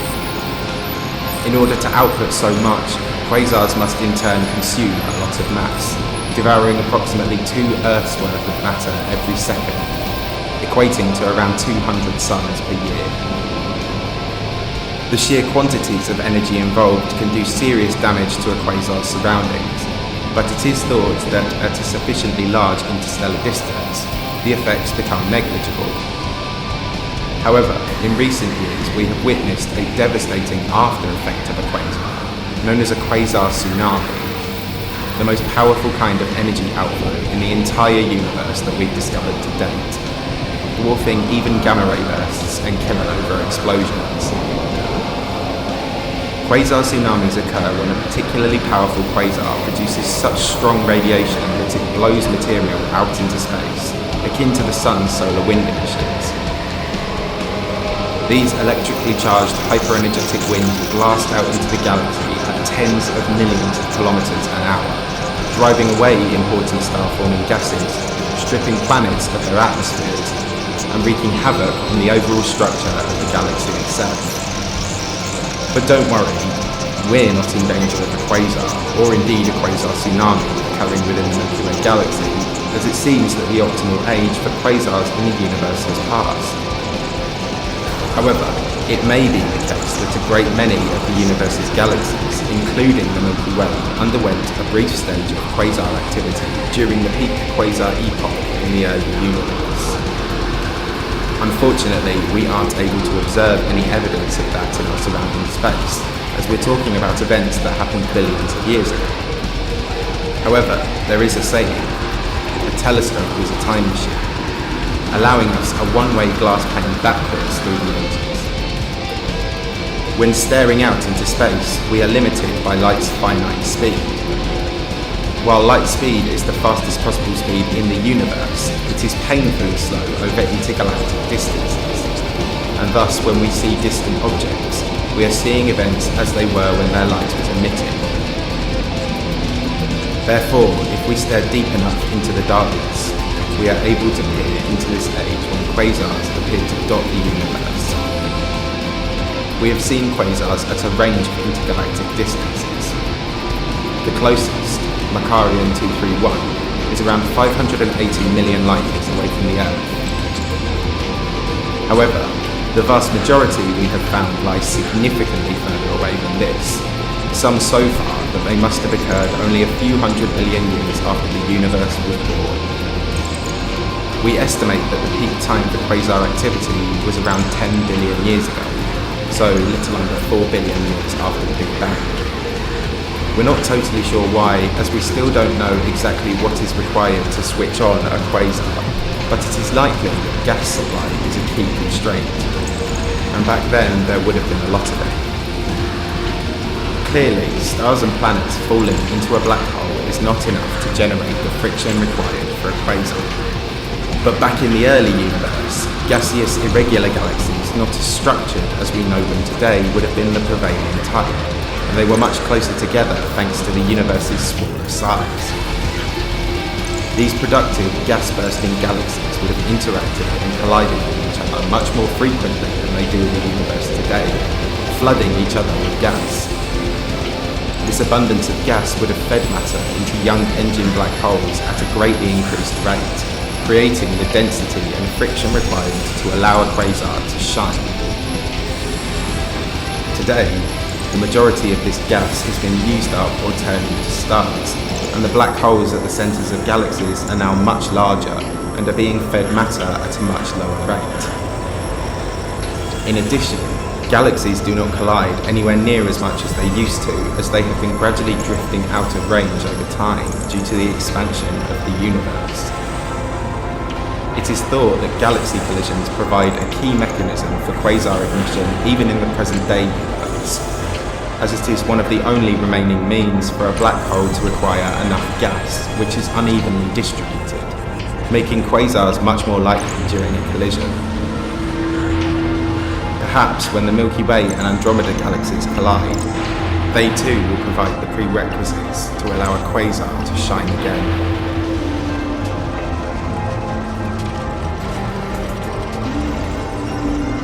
As I briefly mentioned earlier, the word quasar was originally coined to refer to radio sources and not visible light. This is because we first noticed quasars through radio surveys, and until that point they had gone undetected as faint stars against the many billions of others out there. But with the advent of radio astronomy, throughout the 1950s, astronomers searched the skies to find new, exciting sources of radio waves sites for investigation and study. What they began picking up were anomalous radio signals with no obvious corresponding counterpart in the visible spectrum. Whatever was causing these signals, they appeared much the same as stars residing within the Milky Way. However, no known type of star is capable of producing such persistent radio emissions, and so initially astronomers thought that they had picked up evidence for a new kind of star. By 1960, astronomers had uncovered hundreds of these anomalous signals, with most reported in the third Cambridge catalogue of radio sources. Among them is the first quasar ever identified, 3C273. In 1962, astronomers in Australia used the Parkes radio telescope to track the location of one of these radio sources by using occultations of the moon to record the exact point in which it stopped and re-emerged. They traced the source to a single star-like object in the constellation of Virgo, and despite looking like a normal star, it was emitting large quantities of radio waves and also ultraviolet radiation. And when they tried to obtain a spectrum for this star, it was unlike anything seen before, with random bizarre absorption lines unlike any known atom or molecule. Astronomers were stunned. These absorption lines remained a mystery until the following year, when in 1963, Martin Schmidt used the Hale telescope to reassess this star-like object, and in doing so, he accidentally stumbled upon the key to the mystery. As Schmidt attempted to compare the spectral lines of the source with the absorption lines of various known atoms, he realised that the patterns were the same as the standard absorption lines for hydrogen, but shifted by more than 15% towards the red end of the spectrum, which made them barely recognisable. This shift in the spectral data is a result of the universe's expansion and objects moving away from us. Because the universe is expanding in all places, while we don't feel its effects here in our galaxy, the space around us is growing. And as such, everything in the universe appears to be moving away from everything else. And as light travels away from a galaxy and through elongated space to reach Earth, this expansion slightly stretches out the way, decreasing the photon energy, causing them to appear redder. And thus, the light is shifted towards the red end of the spectrum. If that was hard to follow, in simple terms, Schmidt realised that whatever is causing the emissions from 3C273, it is not coming from the stars within our galaxy. The source is actually significantly further away, over 2 billion light years in fact, and the galaxy hosting the quasar is receding away from us at a speed of about 47,000 kilometers per second. And so, this motion away from us, coupled with the universe's expansion, turns the light redder as it travels towards Earth. And we can use this phenomenon to work out how far away a galaxy is. 3C273's redshift put it among the most distant objects that had been discovered at the time. But this raised a much bigger question. How could something shine as brightly as stars in our own galaxy from billions of light years away? As we touched on earlier, black hole accretion is dozens of times more efficient in producing light than stellar fusion. And at the time, stars were the most luminous known phenomenon.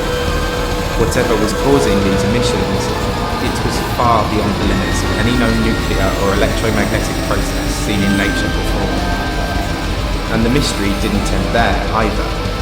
In addition to the sheer power of these intergalactic radio sources, astronomers then retrieved archival photographs of 3C273 dating back to the start of the 1900s and realised that the object had been varying rapidly in brightness over time, considerable and noticeable changes year on year. Moving into the 1970s, we began to broaden our surveying capabilities, specifically X-ray surveys. And while 3C273 had been varying in the optical wavelength year on year, analysis of the quasar's X-ray emissions showed considerable changes on a weekly basis. Because gravity, electromagnetism, and for the lack of a better word, stuff, happens at the speed of light, if an object is undergoing global structural changes in the space of a week, then the source can be no greater than one light week across. i.e. an area equivalent to about 1,200 astronomical units, so about 20 times larger than the orbit of Neptune. This was yet another bizarre twist and mystery. Whatever the mechanism was, its energy density would have needed to be off the scale in order to be so luminous within such a compact area. As it turns out, 3C273 is actually one of the closest known quasars to us, at a distance of around 2 billion light years. A few years after Schmidt's discovery, he was able to identify the spectrum of another quasi-stellar radio source, known as 3C48, as the spectrum of hydrogen as well, but redshifted by more than 37%. In the following 2 years, a further 7 quasars were identified and located, but we were still no closer to explaining what was causing them. Back in the mid-1960s, astronomers Edwin Salpeter and Yakov Zel'dovich proposed the idea that a black hole would be capable of producing the potential energy required to switch on a quasar. However, at the time, black holes were still viewed as hypothetical and were too exotic an idea to be accepted by the masses, not least because it was not yet understood that supermassive black holes lie at the centres of most galaxies. But new surveying technologies in the 70s allowed us to get a closer look, and in 1973 we realised that the fuzziness that had been detected around quasars was actually starlight from a surrounding galaxy, providing a crucial piece of insight into their nature. Until then, we had no idea where quasars were occurring in the universe, but this demonstrated that they were occurring at the centres of distant galaxies. This, coupled with an increased understanding of engine black holes, led to the hypothesis that, if most distant galaxies contain an extremely compact central black hole surrounded by gas, then it stands to reason that these equally as compact centralized galactic radio sources are the result of gas and matter flowing into black holes. Then, in the 1990s, technology finally reached the point at which we were able to get closer still, with the Hubble telescope in particular providing detailed pictures of quasars and the galaxies that surround them. Today, we have identified more than 750,000 of them at a range of redshifts, with most coming from the Sloan Digital Sky Server quasar catalogue. Quasars can come in pairs, although most of the time this is due to a phenomenon known as gravitational lensing, where the light from a single quasar is warped as it passes by a massive object, such as a galaxy, causing the light from a single quasar to appear as two in the sky, known as a double quasar or twin quasar. However, in the last 5 years, we've managed to find evidence that quasars can come in genuine binary, triplet, and even quadruplet systems, likely the product of compound galaxy collisions within massive gas clouds in the early universe. However, groups of quasars can get even larger still. Ever since the 80s, when we started mapping large numbers of them, we've known that quasars tend to come in clusterings in the sky, but we didn't realise just how significant these clusterings could be. First discovered in 1982, a large quasar group, or LQG, is a collection of galaxies with active galactic nuclei, which are arranged in what appear to be sheets, walls, and branches, and they constitute some of the largest and most exotic cosmic structures we've ever seen. Because quasars are a product of active, evolving, and interacting galaxies, large quasar groups would suggest the early stages of formation for an underlying galactic structure, such as a galaxy supercluster, or any other region of enhanced mass. And the quasars illuminate these regions like LED lights around branches of a Christmas tree. However, it is also important to remember that we only really see quasars as they were very near the beginning of the universe, back when it was much smaller and more compact. While galaxy clusters and superclusters may be known at similar multi-billion light-year dimensions in our local universe today, quasar groups are structures of the early universe. Thus, finding structures of this size this early on in the universe's life forces us to revisit our assumptions about the distribution of matter and the overall homogeneity of the universe. One of our fundamental assumptions about space, dating all the way back to the days of Einstein, is the cosmological principle, the idea that the universe's content is largely homogeneous. In other words, evenly distributed when viewed on a large enough scale, with only minor internal fluctuations which even out over vast distances. If this assumption is true, as we believe it to be, then it should place an upper bound limit on how large gravitationally bound cosmic structures can become.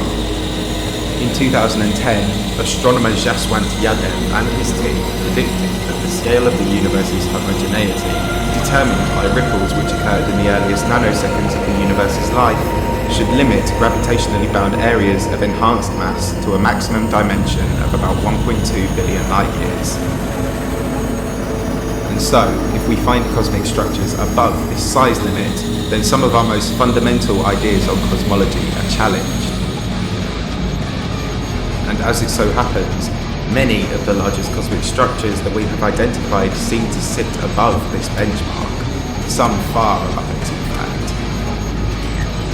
The question is, are these real structures that are connected by gravity, or are they a product of something else? Like a chance alignment of galaxy structures at the time we exist to observe them, or perhaps even an artifact as a result of the data processing methods used to identify them. Of this cosmic top 10, 3 are large quasar groups: the Claus-Campusano LQG, U1.11, and finally the huge LQG. Yes, it really is called the huge large quasar group. All 3 of these structures are located within a similar region of the sky around the constellation of Leo, and were identified from data recorded by the Sloan Digital Sky Survey. All 3 were identified, at least in part, by Roger G. Claus, an astronomer at the British University of Central Lancashire who has spent his career studying quasars and large quasar groups. The first of his discoveries is the smallest, the Claus-Campusano LQG. It is located within the constellation of Leo and was discovered in 1991 by Roger Claus and Louise Campusano, hence its name. The structure constitutes a total of 34 quasars extending over an expanse of more than 2 billion light years across. At the time, it was the largest cosmic structure that had ever been discovered, as well as one of the most complex and oldest. Its light is over 9.5 billion years old, and so a structure of this size forming this early on in the universe's life represents a serious anomaly in our models of the homogeneity scale. While investigating and remapping the Claus-Campusano LQG in 2011, Claus and his team found another, even larger LQG in the Sloan Digital Sky Survey data. This quasar group, dubbed U1.11 after its redshift value, is a grouping of 38 quasars located around 8.8 billion light years away from the Earth, closer to us than the Claus-Campusano group and adjacent to it at only 2 degrees of the sky away. It extends over 2.5 billion light years through the constellations of Leo and Virgo, and broke its predecessor's 20-year record as the largest known cosmic structure. If genuine, it would represent an even larger contradiction to the homogeneity scale. Finally, the largest grouping of them all is the Huge Large Quasar Group, another structure discovered by Claus and his team 2 years after the discovery of U1.11. While the previous 2 large quasar groups are enormous, this one dwarfs both of them. A grouping of 73 quasars extending over a distance of 4 billion light years. Like the others, the Huge Large Quasar Group is located within the constellation of Leo, and, like its predecessor, was due to be named after its redshift value at 1.27, equating to a distance of around 9 billion light years. Very similar to the Claus-Campusano LQG, and so the proximity of these 2 groups has led some to speculate that they may be indicative of an even larger underlying cosmic filament which connects the 2 quasar groups. However, because these quasars are so far away, it's very difficult to gauge any information about galaxies obscured beneath them. And thus, as of the making of this video, no such evidence for any kind of superstructure has been found. So what's going on here? Why are these large quasar groups, which existed so early on in the universe, so incomparably large even by today's galactic structure standards? Do we really need to reconsider homogeneity?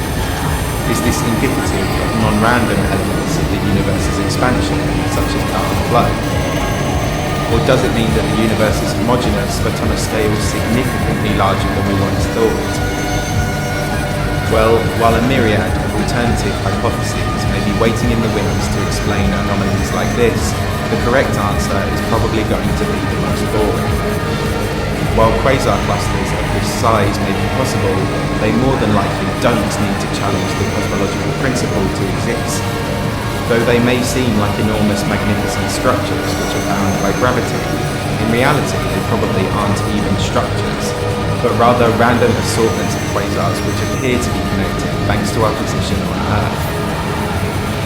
When analysing large quasar groups, it's important to note that we don't actually see them like this in the sky. In actual fact, the vast majority are identified through quasar signatures within survey data which we are reading back. And so, when we look for cosmic structures, we are searching for patterns and trends in data. And a data processing algorithm is only as effective as the person who writes it. In a re-examination of the evidence proposed for the huge large quasar group, astronomer Seshadri Naddathur investigated the likelihood of quasar structures like the huge LQG within a random distribution of quasars. To do so, he recreated over 10,000 identical scenarios constituting an area of the sky the same size as the huge LQG, but with quasars distributed at random within each according to the average density we see in the sky. What he found was that quasar groups which appeared to assume superstructure status appeared in over 1,000 of them. Naddathur argues that instead of a vast homogeneity-dividing cosmic structure, we are merely seeing what is known as a long-range correlation, patterns in the data over very large distances which take the shape of structures that violate our models. Chiefly, Naddathur suggested that clusterings of quasars of similar size and shape to the huge large quasar group are likely to occur within a random assortment of quasars, and so it is almost inevitable we would find one such clustering somewhere in this enormous universe. As Naddathur succinctly puts it, we are merely seeing patterns in noise.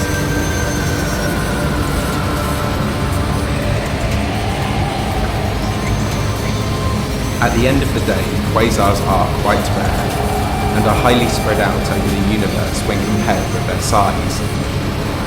And as they lie at the centres of large galaxies, the likelihood of quasars themselves making up a meaningful and connected structure is slim. Further research has suggested that quasar groupings do seem to align with more dense regions of the universe, and perhaps there is some as of yet undiscovered mechanism which allows quasar groups to be more prevalent over distances vaster than Yadav's homogeneity limit. However, like most of the structures in our cosmic top 10, their sizes can usually be attributed to something explainable, and don't need to break any of our core cosmological concepts in order to exist. Sadly, we probably won't be able to gauge much more from these quasar groups with time.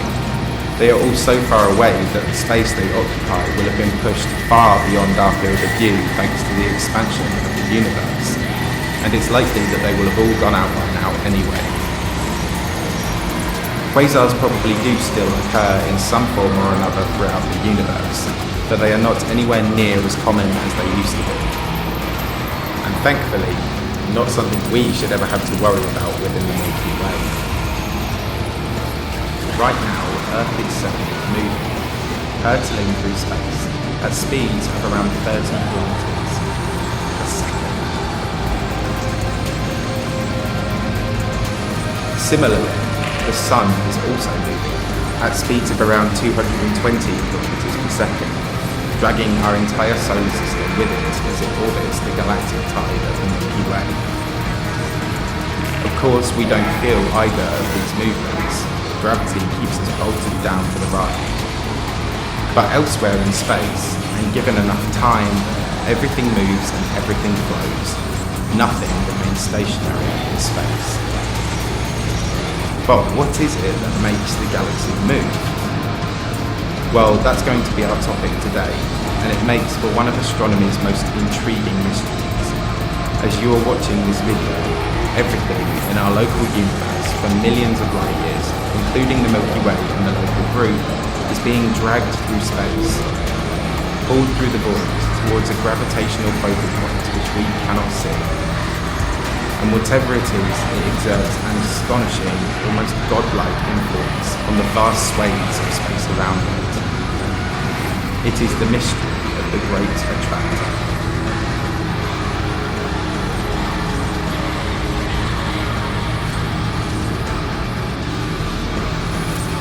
The Milky Way is a vast, ancient and structured collection of hundreds of billions of stars, known as a galaxy. The universe is teeming with them, many larger and more densely packed with stars than our own. And when this many stars come together, gravity allows them to work as a coherent structure, with a much stronger gravitational influence. Galaxies are so incredibly massive that they can attract one another from millions of light years across space, sometimes getting close enough to collide, producing new, larger galaxies. However, the space between galaxies is significantly more voluminous than the galaxies themselves, and there is another force at work. Space itself is expanding, including the space between galaxies, which pushes them apart faster than they can attract one another, spreading the contents of the universe more sparsely. This is known as the Hubble flow. Galaxies are, for the most part, receding away from all other galaxies uniformly as the universe grows. Consequentially, most galaxies are not close enough to collide with their neighbours. Only very small localized pockets of space, like our local group, will be dense enough to collapse into a simple structure. However, while they may not be destined to collide, dense concentrations of galaxies can still exert influences on one another, bringing them close enough that the combined gravitational potential of the galaxies attracts more remote galaxies, creating denser concentrations and emptying out the space in between in a self-sustaining process. This forms the overarching structure that stretches across our entire universe, the cosmic web. Kind of like a sponge, there are areas of matter which branch in every direction, and large empty swathes in between. The cosmic web is composed of enormous walls of interacting galaxies, known as galaxy filaments, and these can contain hundreds of thousands of galaxies and span over billions of light years. The galaxies within these filaments migrate through paths within the structure, and streams of interacting galaxies flow, converge and diverge like great cosmic water flows over distances difficult to comprehend. The individual thread-like components of the galaxy filaments are known as galaxy clusters and superclusters. Smaller groupings of tens, hundreds or perhaps thousands of galaxies, which are more concentrated than the overall density of the filament, and thus have more substantial interactions with one another. In truth, the lines between clusters, superclusters and filaments are slightly fuzzy, primarily because we didn't realise that galaxy structures of filament size could exist when we coined the other terms. We knew galaxies could cluster up, but we never thought that they would be able to interact over billions of light years. How wrong we were. Over the past 40 years, we have managed to build up a comprehensive three-dimensional map of intergalactic space, and we now know a considerable amount about our large-scale surroundings. Not bad for a tiny world existing in the blink of an eye on a galactic timescale. We know that our local group, which contains us, Andromeda, the Triangulum Galaxy, and more than 100 other small satellite dwarf galaxies, is situated in a relatively outlying region to a cluster of more than 1,300 galaxies, known as the Virgo cluster. This cluster happens to be the gravitational core of a much larger colony, containing over 100 galaxy groups like ours, called the Virgo supercluster. One of more than an estimated 10 million galaxy superclusters in the observable universe. The Virgo supercluster extends over an area of more than 110 million light years, and it is thought to be over 7,000 times as massive as the local group, enough to exert a considerable influence on its intergalactic neighbour. But the cluster network doesn't end here either. A groundbreaking study in 2014, published by scientists at the University of Hawaii, revealed that the Virgo supercluster is just one component of an even greater network of almost unknowable intricacy and scale. Our home galactic supercluster, Laniakea.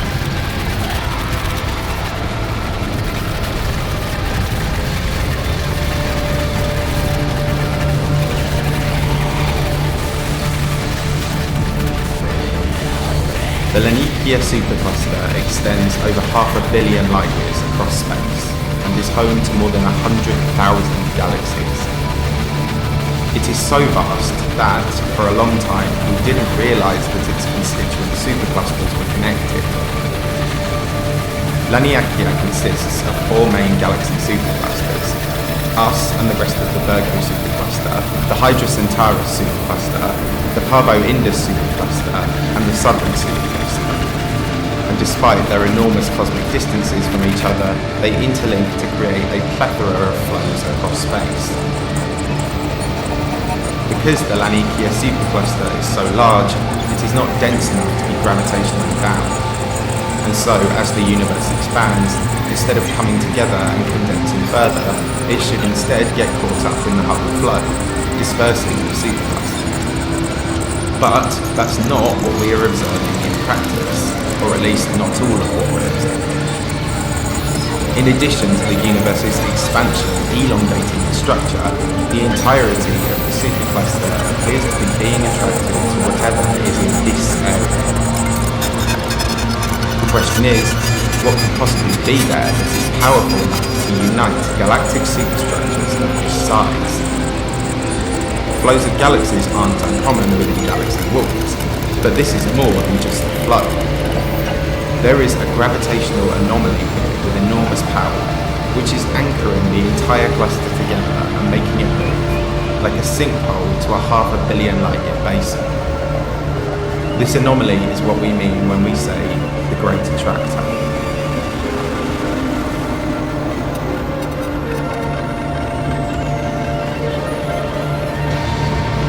The Great Attractor is the somewhat ominous name given to the gravitational focal point of the Laniakea supercluster, thought to lie somewhere around 250 million light-years away from the Milky Way, and it is attracting the contents of the cluster towards it. Everything for hundreds of millions of light-years is attracted to and flowing towards this one region, which means one of two things. Either there is an unusually high concentration of mass there, like an ultramassive or dense galaxy cluster, or perhaps something stranger, like a monstrous intergalactic black hole, or a mysterious dark force which is counteracting the universe's expansion. In reality, it is likely to be the product of a dense galaxy supercluster, so massive that it is influencing the entirety of the Virgo supercluster as well as the other clusters around it. But whatever it is, there is one fundamental issue. We can't see it.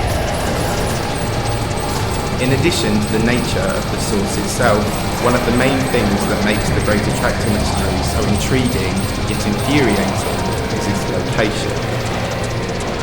It lies in an area of the sky which is blocked out by the Milky Way's galactic plane from the point of view of the Earth.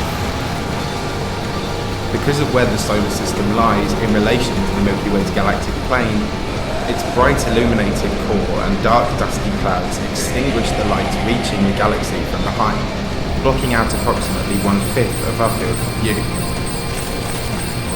This area is known as the zone of avoidance, where the galaxy's features make it virtually impossible to see or detect anything within or beyond it. There's nothing different about the space behind the zone of avoidance. It is just our position relative to the galactic core that is the problem. fact, in about 100 million years or so, the Sun will have orbited the galaxy's central black hole, taking us to the other side of the Milky Way where the backdrop of the zone of avoidance will be revealed. But that's going to take a very, very long time, and so for all intents and purposes, we are stuck on this side. And it just so happens that the largest gravitational anomaly in the local universe, which is dragging us and everything around us towards it, happens to lie behind this obstructed region. Ironic, right? It certainly makes for a genuinely interesting and somewhat unnerving mystery in astronomy, which troubled scientists for around 40 years. The first signs of the Great Attractor were detected in the 1970s, when we realised that the Milky Way galaxy is moving through space. Back then, there was no way to see or detect anything behind the zone of avoidance. They didn't have the sophisticated technology that we have at our disposal today. And so, around 40 degrees of the sky remained unmapped and unknowable. However, as scientists began producing the first detailed maps of the cosmic microwave background, that is, the primordial microwave radiation left over from the Big Bang which permeates all of space, they discovered what is known as the CMB dipole, a gradient in the temperature of the sky from one side to the other. Scientists quickly realized that this disparity is the result of the Milky Way moving through space, and the motion in the direction of the red area compresses the oncoming waves of radiation ever so slightly, causing that direction to appear slightly warmer. As we know, galaxies moving through space is not that unusual, as all galaxies are moving apart, largely in accordance with the Hubble flow. But things can affect this flow, namely gravity, and the gravity of objects around a galaxy. The discrepancy between a galaxy's actual movement through space due to gravity when compared with what one would expect in an expanding universe is known as its peculiar velocity. In layman's terms, the speed at which a galaxy moves through space because of something other than the universe's expansion. When we tried to measure our peculiar velocity by tracking the Sun relative to the CMB, we discovered that we are moving towards the constellation of Centaurus at a speed of about 600 kilometers per second. And this isn't by chance either. Something in that area is attracting us, but wherever we were headed, it was situated behind the zone of avoidance. And so the cause of this peculiar velocity remained a topic of fierce debate and speculation for many years. Initial hypotheses were that there were just simply more galaxies in the direction of the zone of avoidance, which we just couldn't see. The Milky Way's outlying position to the much denser Virgo cluster was also attributed as a possible cause. However, while the Virgo cluster could attract us with its gravity, it is not nearly massive enough to explain the speed at which we are moving. Something considerably more massive was to blame. And then the mystery got even bigger, quite literally. As redshift surveys began mapping the universe in 3D during the 1980s, we realised that not only are we moving towards this gravitational anomaly in Centaurus, but so are the galaxies both above and below the zone of avoidance. The power of this orb is much greater than once thought. In 1986, it was estimated that the source of this anomaly lies between 150 million and 220 million light years away. And 2 years later, an international team of researchers, led by Donald Lynden Bell, proposed that the observed motions of 400 elliptical galaxies were best fitted by a large bulk flow of galaxies towards a so-called Great Attractor lurking behind the zone of avoidance. And thus the term was coined.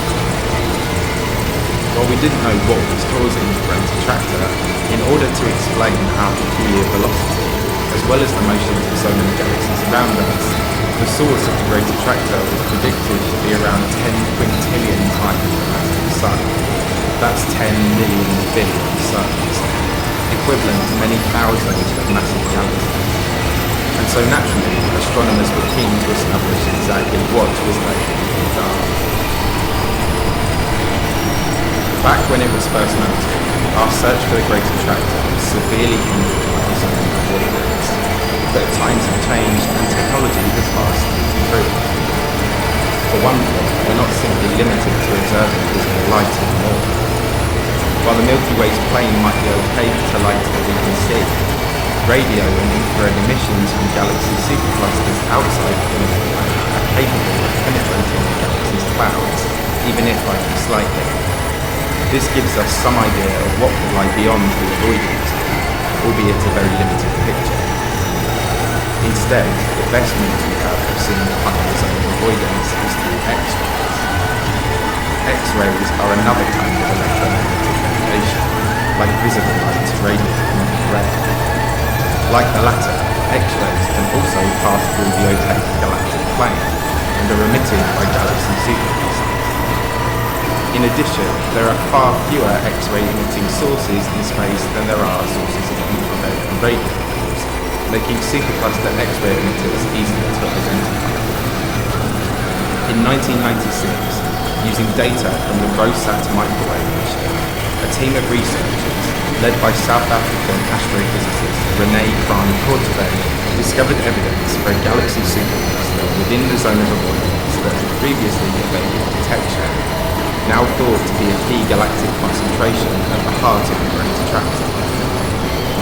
While the cluster had been undetectable from visible light within an area spanning just 2 degrees of the sky, by plotting the X-ray sources identified by Rosat onto the area, a significant galaxy cluster is revealed in the background, known as Arbel 3627, also known as the Norma cluster.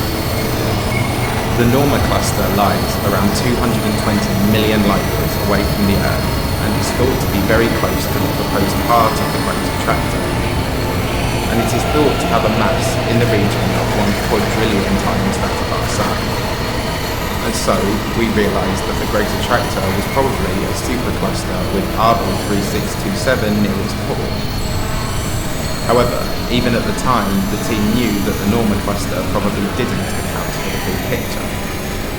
While it is massive, it didn't seem massive enough to account for the peculiar velocity of the Milky Way. Something else must be at work. But unfortunately, we were still limited in what we could observe due to the obscured zone, and so the mystery remained inconclusive heading into the new millennium.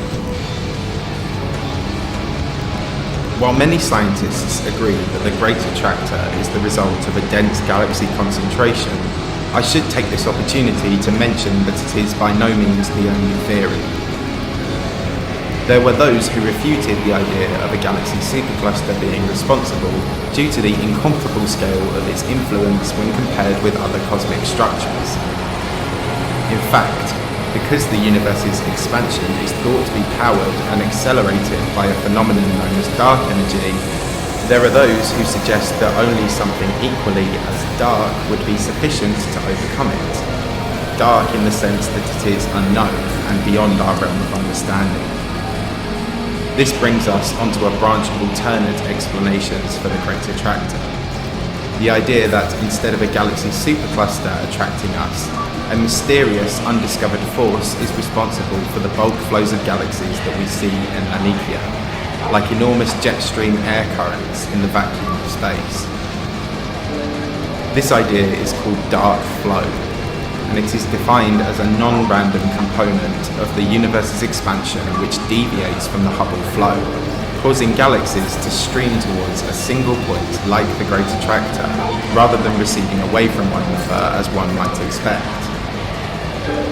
If this is the case, and there is something darker at play than we yet realise, then perhaps we might be able to see evidence of a gigantic flow mechanism by searching for something at the opposite end of the Great Attractor, a great repeller, if you will. While that might sound a bit outlandish, in 2017 we did see something just like this, the dipole repeller.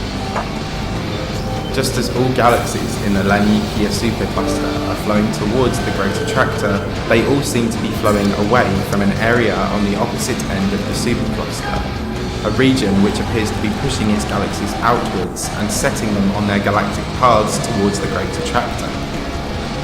Perhaps the Great Attractor and the dipole repeller are part of some dark cosmic system capable of overcoming the effects of the universe's expansion.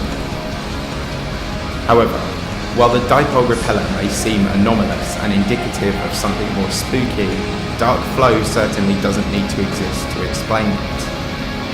In fact, the dipole repeller probably isn't even an anomaly, but rather a natural byproduct of galaxy cluster formation.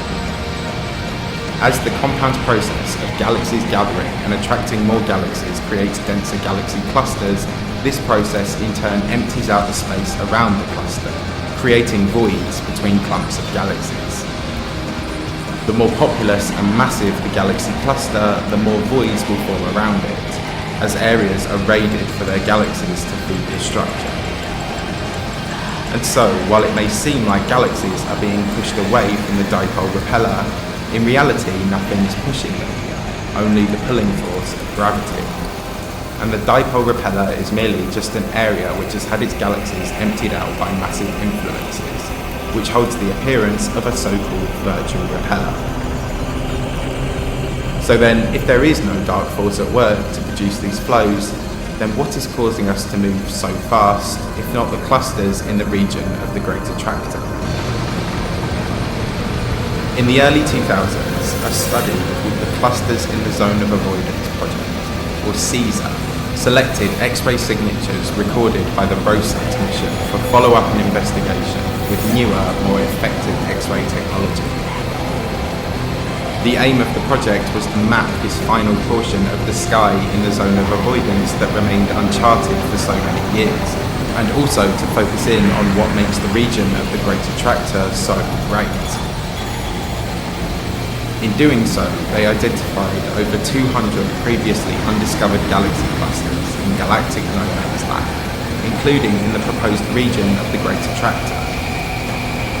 However, these clusters were found to be significantly less massive than what was once predicted to account for our peculiar velocity, only a tenth of the proposed mass, in fact. In reality, the Great Attractor is not nearly as great as we once thought.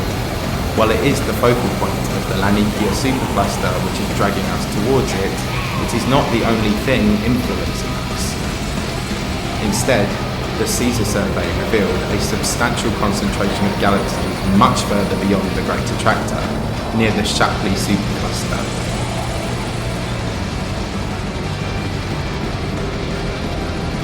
The Shapley supercluster is one of the most studied of its kind, with its 25 constituent galaxy clusters marked here in blue.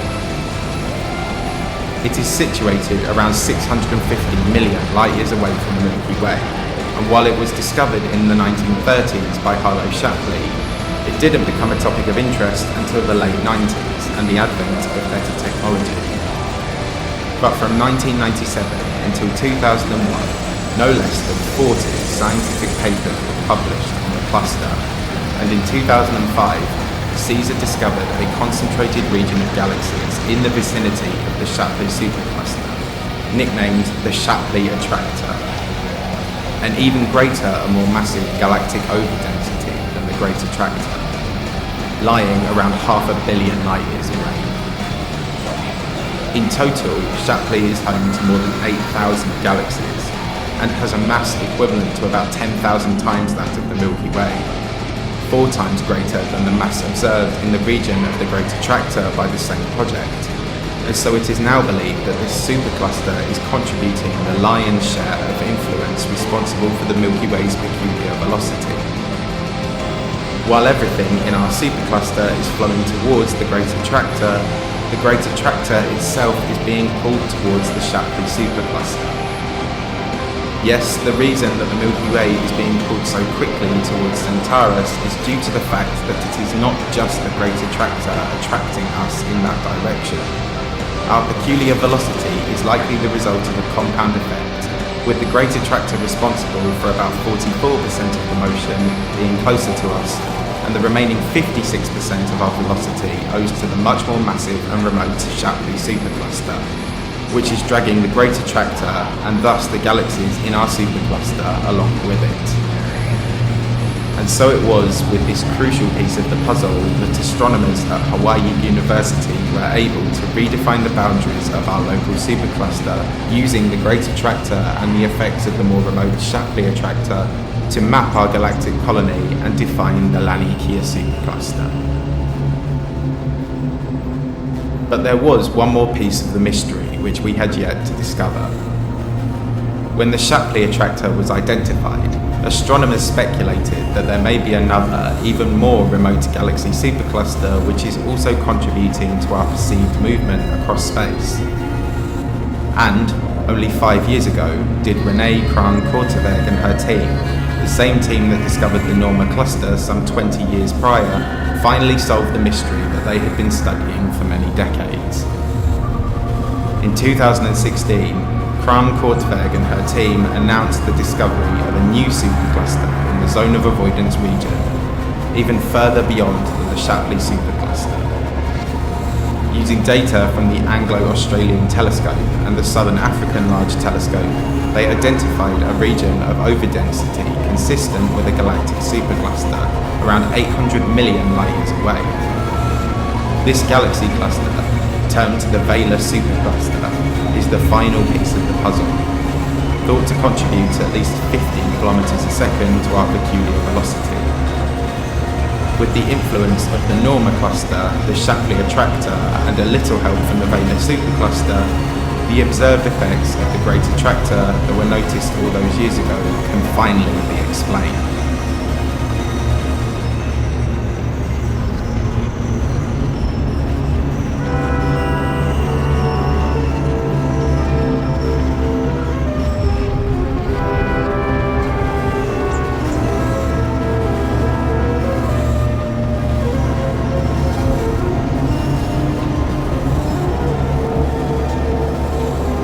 So with all these things considered, what will be the outcome for us?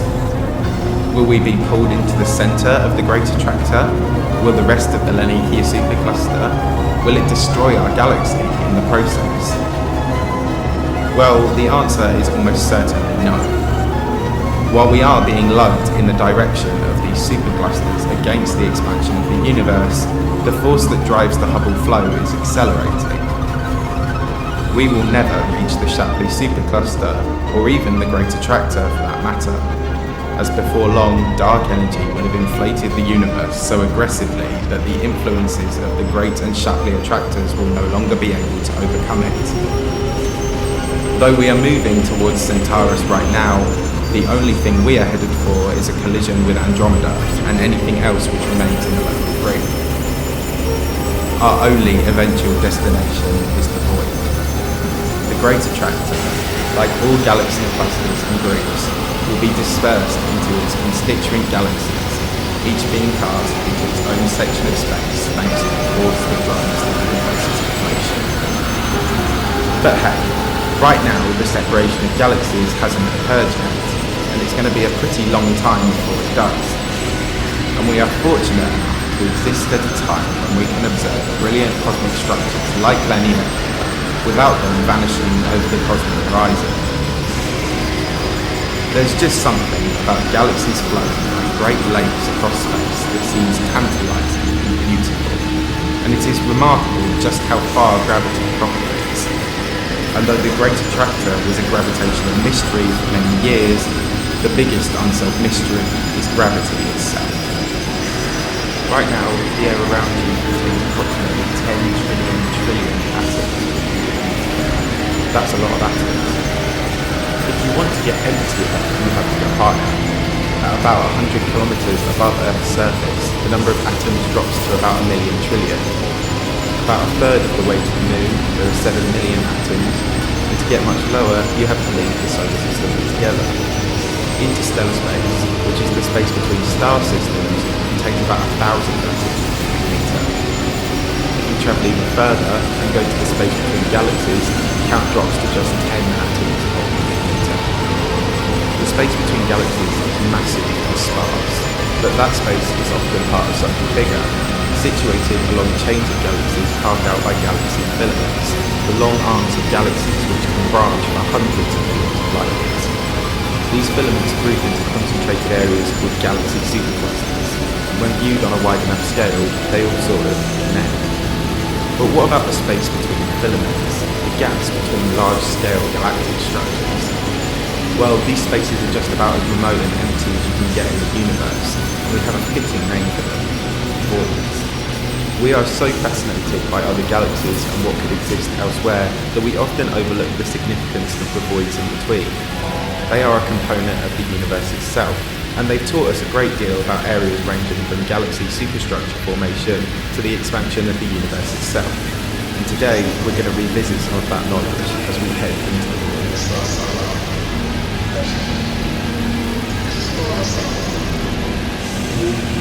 The contents of the macro universe can be broken down into two structural components: walls, where matter exists in abundance, and voids, the space in between.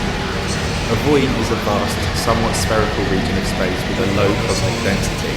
We measure cosmic density by physical galaxy counts as opposed to estimations of mass, so the technical definition for a void references an area with a low number of galaxies, approximately 1/10 of the typical number inside walls, according to the widely accepted definition. Whereas galaxy walls are composed of gravitationally bound structures and filaments, voids are not technically structures. They are the vast spaces between the structures, but are nonetheless a fundamental property of the universe. Voids can exist both inside galactic walls and in the spaces between them. The smallest are about 10 megaparsecs in diameter, with a megaparsec being equal to roughly 3.2 million light years, meaning typical voids are usually at least 30 million light years wide. Larger typical voids can reach up to 10 times that size, giving them a whopping diameter of around 300 million light years, or 100 megaparsecs. And at that size, we have another name for them: supervoids. But they can get even larger still. Voids which form inside galaxy walls are smaller than voids that form in the low-density spaces of the universe. These empty spaces can be much bigger, with some of the largest areas we've found over 1 billion light years in diameter. It's hard to appreciate just how large that scale is. There's no absolute ratio for the share of galaxy walls and voids in the universe, but what we do know is that the vast majority of its volume is made up of these massive near-empty spaces of low cosmic density. Cosmic voids became a branch of study in astrophysics in the 1970s, when redshift surveys became more common. By the end of the decade, voids had been identified in the foreground of the Coma cluster and the A1367 cluster. Redshift surveying technologies have come a long way since then, and it wasn't long before we were mapping our universe in exquisite 3D detail for the first time. By the 1990s, 3D redshift surveys, such as the Las Campanas survey, were identifying and confirming an abundance of voids throughout the observable universe, and today we have catalogued hundreds of them. Our nearest is the local void, which starts at the edge of our local galactic group and extends over 200 million light years into the darkness. Voids have existed for as long as the universe. This is because during the first trillionth of a second of time, our universe was tiny and its context was under unimaginable pressure. Within this ultra-dense primordial soup, quantum fluctuations were causing ripples, and then the universe suddenly expanded violently in an event known as cosmic inflation and went from microscopic to immeasurable. Like a snapshot of the tiny universe, the contents of the universe as it was in that moment was radically elongated, and the tiny acoustic ripples now propagated across massive cosmic distances, leading to the universe's early plasma, from which the first particles formed, being more concentrated in certain areas and less dense in others. Within the dense areas, structure formation began to occur. First, dark matter began pulling together into massive but diffuse filaments over hundreds of millions of years. And then, baryonic matter traced its path. Subatomic particles became atoms, and atoms became gas clouds, and clouds became stars. The stars collected into groups which formed the first galaxies, and the galaxies moved into clusters, which became superclusters. The scale really is incredible. These structures now interlink to form a massive, sponge-like path over the entire universe, the cosmic web. As all of this took place, the areas of lower density from cosmic inflation were emptied out, and now exist as massive voids between galaxy walls. For this reason, those massive primordial spaces between walls really are empty. Hundreds of millions of light years devoid of not just normal matter, but dark matter as well. It all grouped together in filaments in the early universe and appeared out in incomprehensible gas in the space in between. We don't really know how big these voids can get, and new discoveries continue to push the benchmarks. In contrast, voids which occur inside galaxy walls form as gravitationally bound galaxies are pulled towards one another, which empties out the surrounding space as they converge. The more galaxies merge, the stronger their overall influence, which attracts more galaxies, so this process is self-reinforcing. This leads to denser clusters and emptier voids. And in fact, when voids form like this, if two form relatively close to each other, a snowball-like effect can lead to something remarkable. While supervoids may be somewhat of a less glamorous area of astronomy, one which has continued to attract particular online attention is the Great Boötes Void, which lies on the edge of the Hercules supercluster.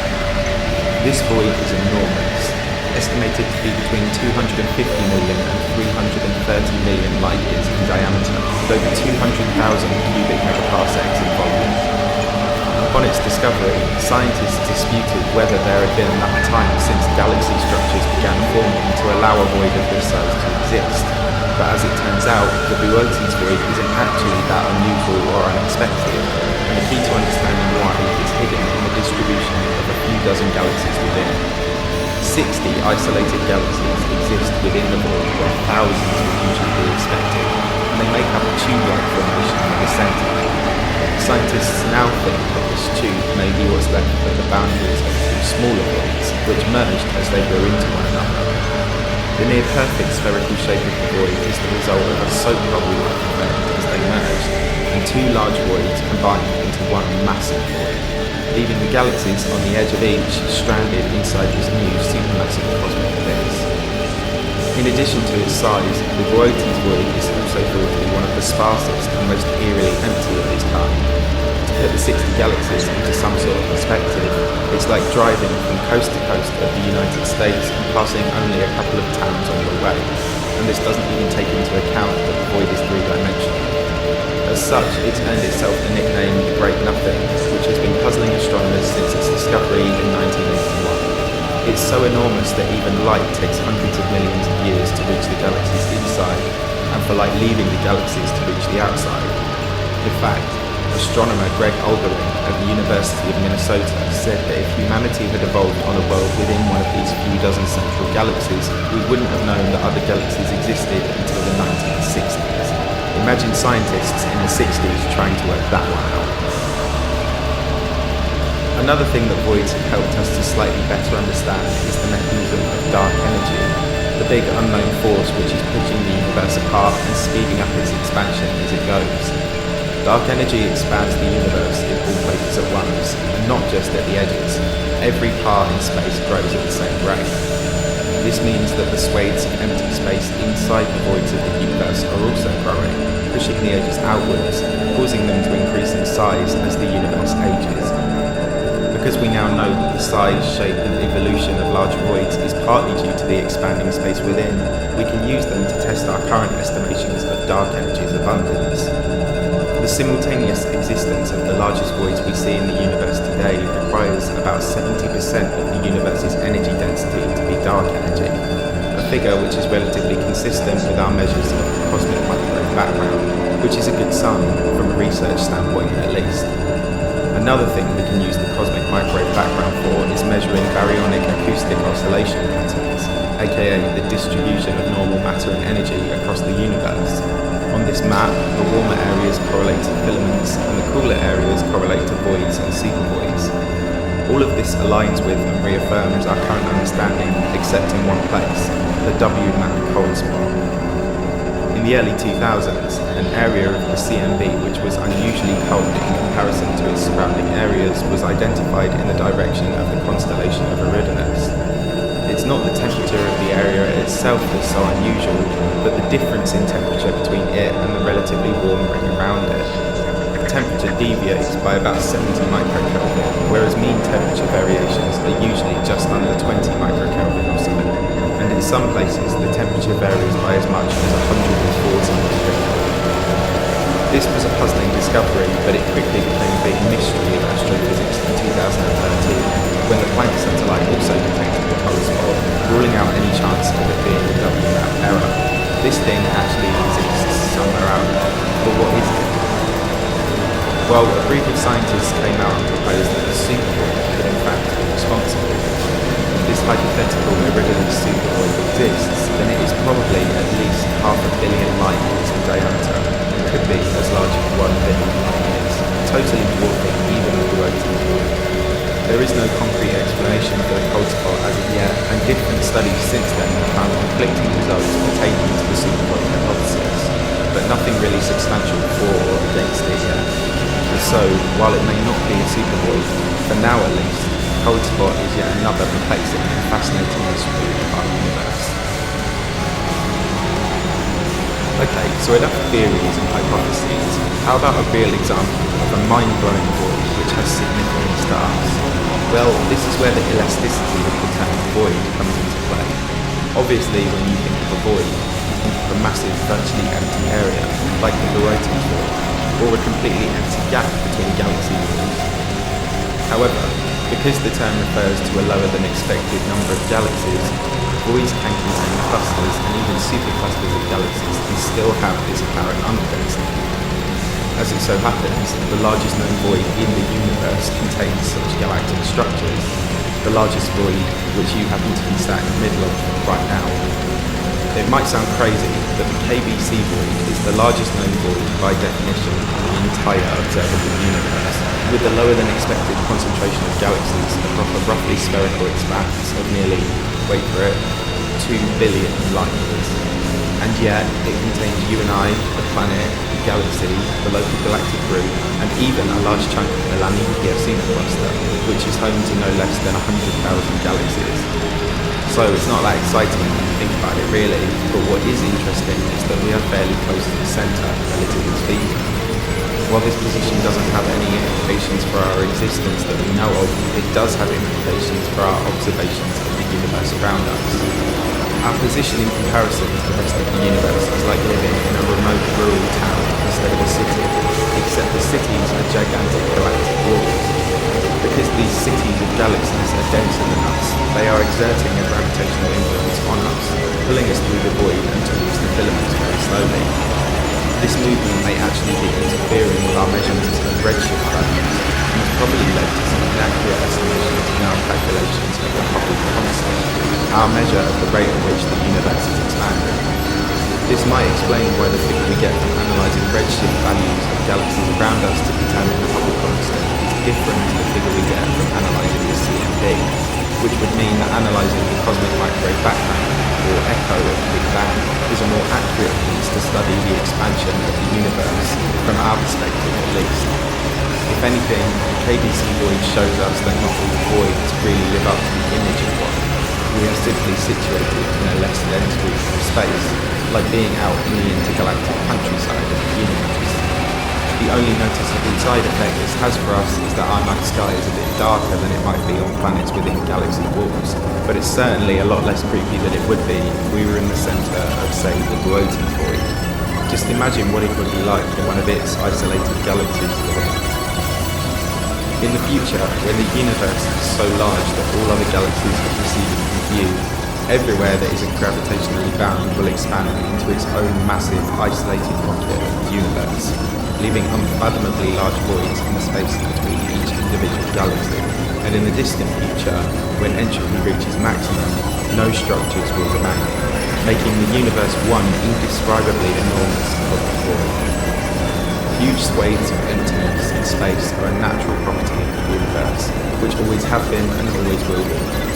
But just because they're empty doesn't mean they can't be interesting.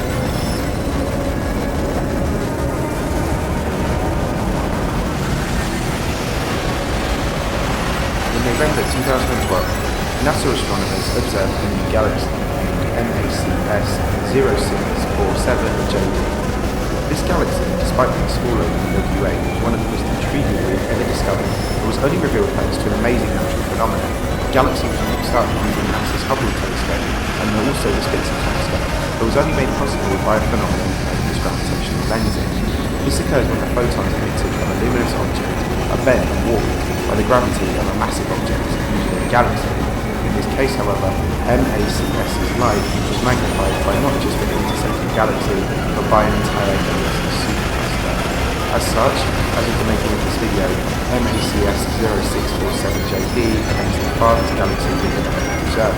With an estimated distance of about 13.3 billion light years from Earth, it verges on the very edge of the universe. Or doesn't it? We live in a vast open dimension with an estimated age of just under 14 billion years old. We know this because the oldest visible light we have ever observed is around this age. The furthest light we could see in the universe makes up the boundaries of what we perceive as the observable universe. Even if the universe was expanding at the speed of light, the observable universe should only have a maximum diameter of just under 20 billion light years age. And yet, given our estimations of redshift, it seems as if our own observable universe is as voluminous as to be over 3 times their size, around 93 billion light years in diameter. What lies at the edge of, or indeed beyond, the convoluted boundaries of this observable universe is still a mystery, but there's an even bigger one lurking beyond the twilight curtain. Thanks to our redshift analysis, we know that some galaxies, including MACS 0647JD, are receding away from us at a rate faster than the speed of light. While their oldest light is still being emitted and is only just reaching us, we now know that these galaxies have since disappeared over the cosmic horizon, and these parts of space will never be reachable again. But how can this be?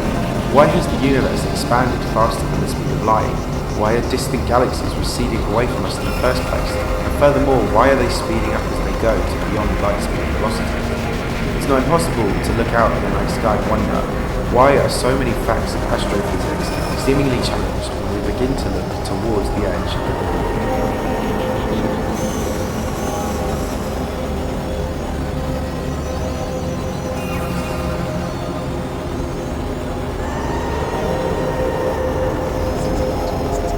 The so-called observable universe is a spherical region independent to the structure of the entire universe, which encapsulates all the light and matter that is observable to us here on Earth. The observable universe has become synonymous with our study of the cosmos, but every point in space has its own arbitrary observable universe.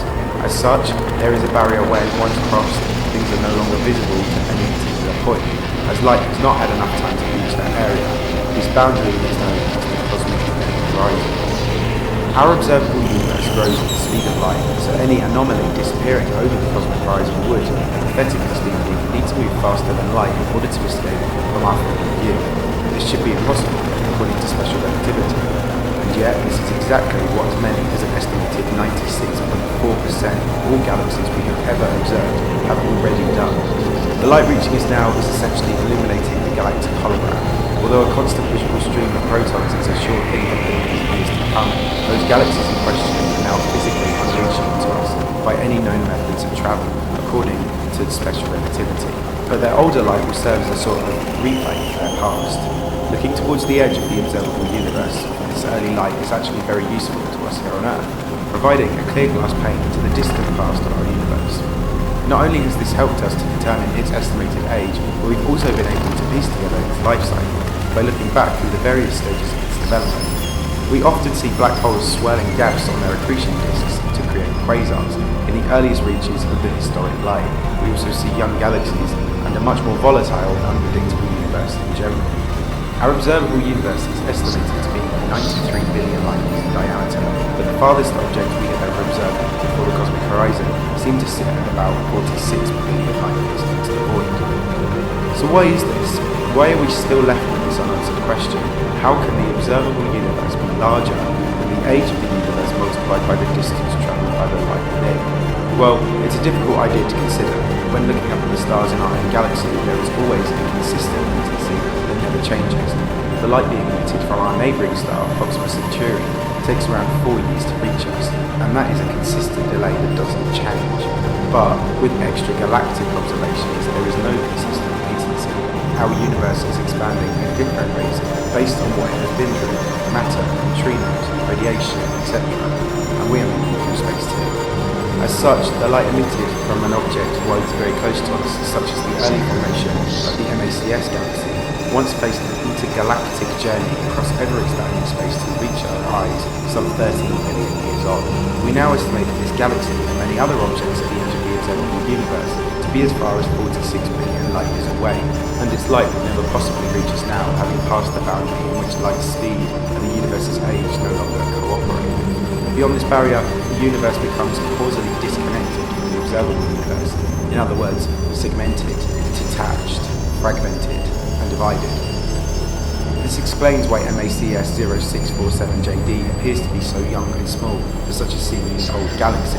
It formed very soon after the universe's creation, a few hundred million years after the Big Bang, hypothetically. But the light it is emitting has been on an absolutely enormous intergalactic journey. This observed phenomenon of increased speed of expansion could potentially mean there may be up to 2 trillion galaxies for us to observe in the future, as opposed to the several hundred billion excess we used to believe. In the future, our observable universe is expected to grow and our field of view is expected to extend. But keep in mind that there is a clear disparity between the observable universe and what we know as the reachable universe. The reachable universe is what you'd expect, the area before the cosmic horizon, where we can still reach distant interstellar and perhaps intergalactic objects given enough time. Beyond the cosmic horizon, well, nobody really knows what lies beyond it. We don't know what actually happens to galaxies once they pass over. While we presume that it's just more of the same, stars, galaxies, planets, black holes, we do not know if there is anything beyond, and that is not just a massive void or a physical edge. But it is a likely scenario that more of the same does exist beyond the boundary. And if you thought a 93 billion light year span observable universe was vast, no man's land will blow your mind away.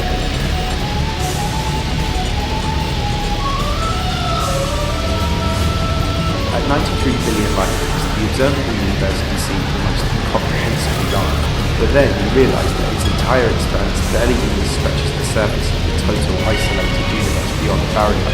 While we never know for sure, it is very likely that the expanse beyond the cosmic horizon could be hundreds, thousands, or even millions times larger than the observable universe. So the question is how? The universe should not be anywhere near this large. In fact, when it was approaching the halfway point of its life so far, we think it may have even started to slow down in its expansion. The current estimated rate of expansion of the universe is about 68 kilometers per second per megaparsec. This is not a sphere expanding uniformly either. This is anticipated being elongated in every direction thanks to unknown natural forces.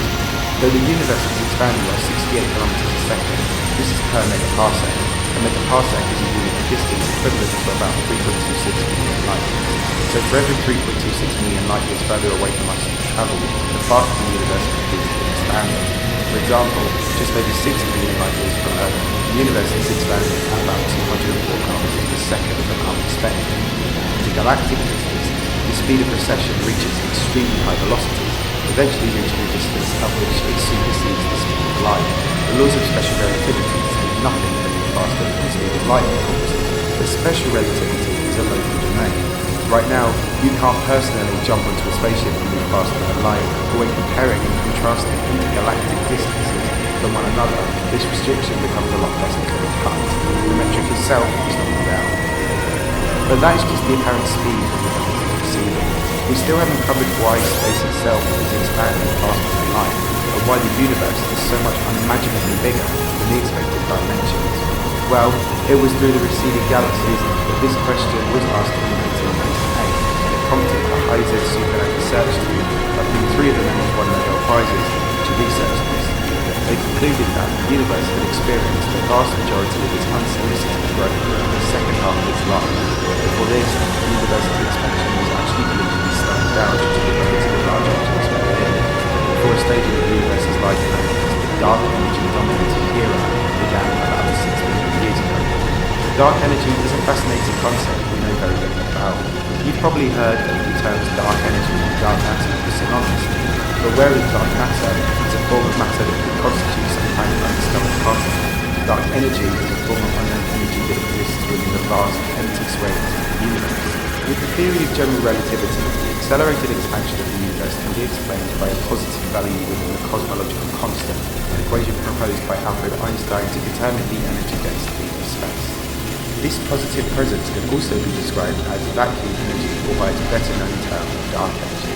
Though we never have observed it, we have seen light distorted by the aforementioned phenomenon throughout technical memory in seemingly empty areas. This suggests that dark energy doesn't see the intellect of normal baryonic matter that we know of, and only seems to be influenced by gravity. Dark energy may not even be a physical presence per se either, it could just be a property of the universe. Failing that, it is believed to be highly homogeneous and has a low density. Dark energy is evidenced by the need for an additional type of energy that is not matter or dark matter, given that the universe appears to have expanded more in the latter half of its life. For instance, something must be driving this faster-than-light expansion. Large-scale mass density and wave patterns also lend credibility to dark energy existence. But that tells us nothing about why it exists. Why is it pushing space apart? Why is it moving faster than light? Why is it only present in the darkness? We only know mathematical equations that allow us to guess at its nature, but assuming the current models of cosmology are correct, dark energy is estimated to account for as much as 2/3 of the entirety of energy observed in the universe, notwithstanding the rest of it. Compare that to a 27% share of dark matter, or near 5% of the matter that we already know exists now. Haunting questions aside, dark energy is driving the universe's progressive expansion beyond the speed of light. And how big is it? Not just the observable universe, but the total universe. Well, there are many conflicting theories and ideas, and range of estimated values out there. One theory actually contradicts the idea of a larger unobservable universe, stating that the universe may only be about 70-80 million light years in diameter. The Cornish et al. Released a paper stating that the universe may actually only be 98.5% of the expected range of the cosmic microwave background radiation now, but his tests on the CMB failed to find any evidence of finite boundaries in such a distance. Even then, some people still believe that the observable universe may be the total size or even larger in its entirety. Why do we see galaxies beyond the estimated size? Well, it has been argued that these could well be reflections. The universe curves on itself, and photons could hypothetically circumnavigate with the gravity of the edge of the universe, and with hundreds of billions of distant galaxies in the observable universe, we have no way of ever matching a galaxy to a possible reflection, and no way of ever knowing if we found an authentic galaxy. That being said, there are many more lines of proof to contradict these theories and prove them. Other estimates range from between 156 billion light years to 180 billion, correctly inferred, and the 78 billion figure that was misconstrued as a radius, not a diameter. A more rigorous method of testing would be to measure the positive and negative curvature of what we believe to be the spatially flat universe. This is just what the Sloan Digital Sky Survey and the Planck satellite aim to do. It concluded that, due to the lack of a defined curvature from the survey space, our observable universe may be as little as 0.25% of the radius of the total universe. No meaningful curvature was detected, and so a vastly larger area would be required for such an expected curve. This equates to a staggering 23 trillion light radius, around 15 million times more voluminous than our observable universe's entire expanse. What is scary is that this estimate may actually be quite pessimistic. The real size could significantly be bigger than even 23 trillion light years in radius. If we go all the way up the estimate, it becomes huge for the universe. Given the sheer size difference and mystery surrounding dark energy, some believe that the total unobservable universe may actually be endless. After all, if it is expanding, then what is on the outside of it is independent. It's hard to believe that there is simply nothing outside of an arbitrary boundary. If the Big Bang truly happened everywhere, then why couldn't it be infinite? As numbers climb and estimates grow larger and larger, more and more people are adopting the theory that the universe outside of what we can observe may actually go on forever. Whatever the case, the expansion of the universe is just a mind-bending concept to grasp. The universe is not technically expanding into anything, and technically no space on the exterior is required for the interior to grow. It truly blows the mind. Space is incredible. It may just be hiding yet more weird, wonderful, and even physics-defying properties in its darkness.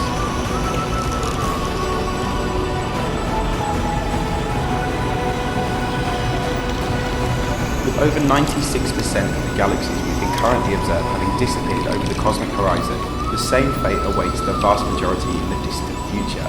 Thanks to dark matter and the period after cosmic inflation, all galaxies from our position are bound to either be drawn to us or to cross the cosmic horizon and be lost forever, with no in-between. With the universe's vastness, it's quite anticlimactic to think that even if we successfully develop near light speed travel, the furthest we could ever hope to reach would be the distant minor galaxies of the local group. Cosmic inflation was an event that forced the universe from a minuscule size into an expanding gargantuan cosmic chamber that it's become today, and with it, most matter was flung beyond our reach.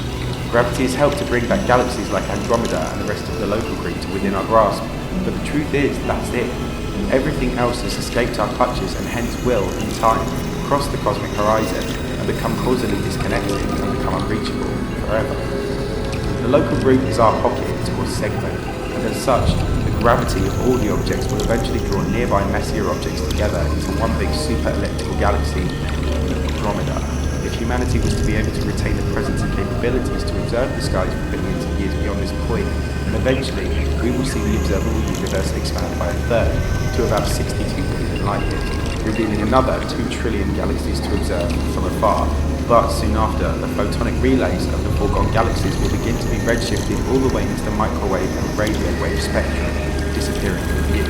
This is similar to what we believe happens at the event horizon of a black hole, and the oncoming curtain of darkness and nothingness, developing a visible universe of trillions of galaxies from the outside inwards is an unsettling thought to say the least. Eventually, the entire observable universe will slowly fade from view, eventually leaving only Andromeda, bounding everything within the local grid like gravity and excluding everything else. We will be down to our last trillion stars, from our perspective anyway. When our galaxy is left alone completely, then it may become much more accommodating to intelligent life. Most of the early universe hazards that made it such a harsh place will have subsided with the low density of space. That means that all of the billions of habitable planets left within Andromeda will stand a much better chance of producing intelligent life.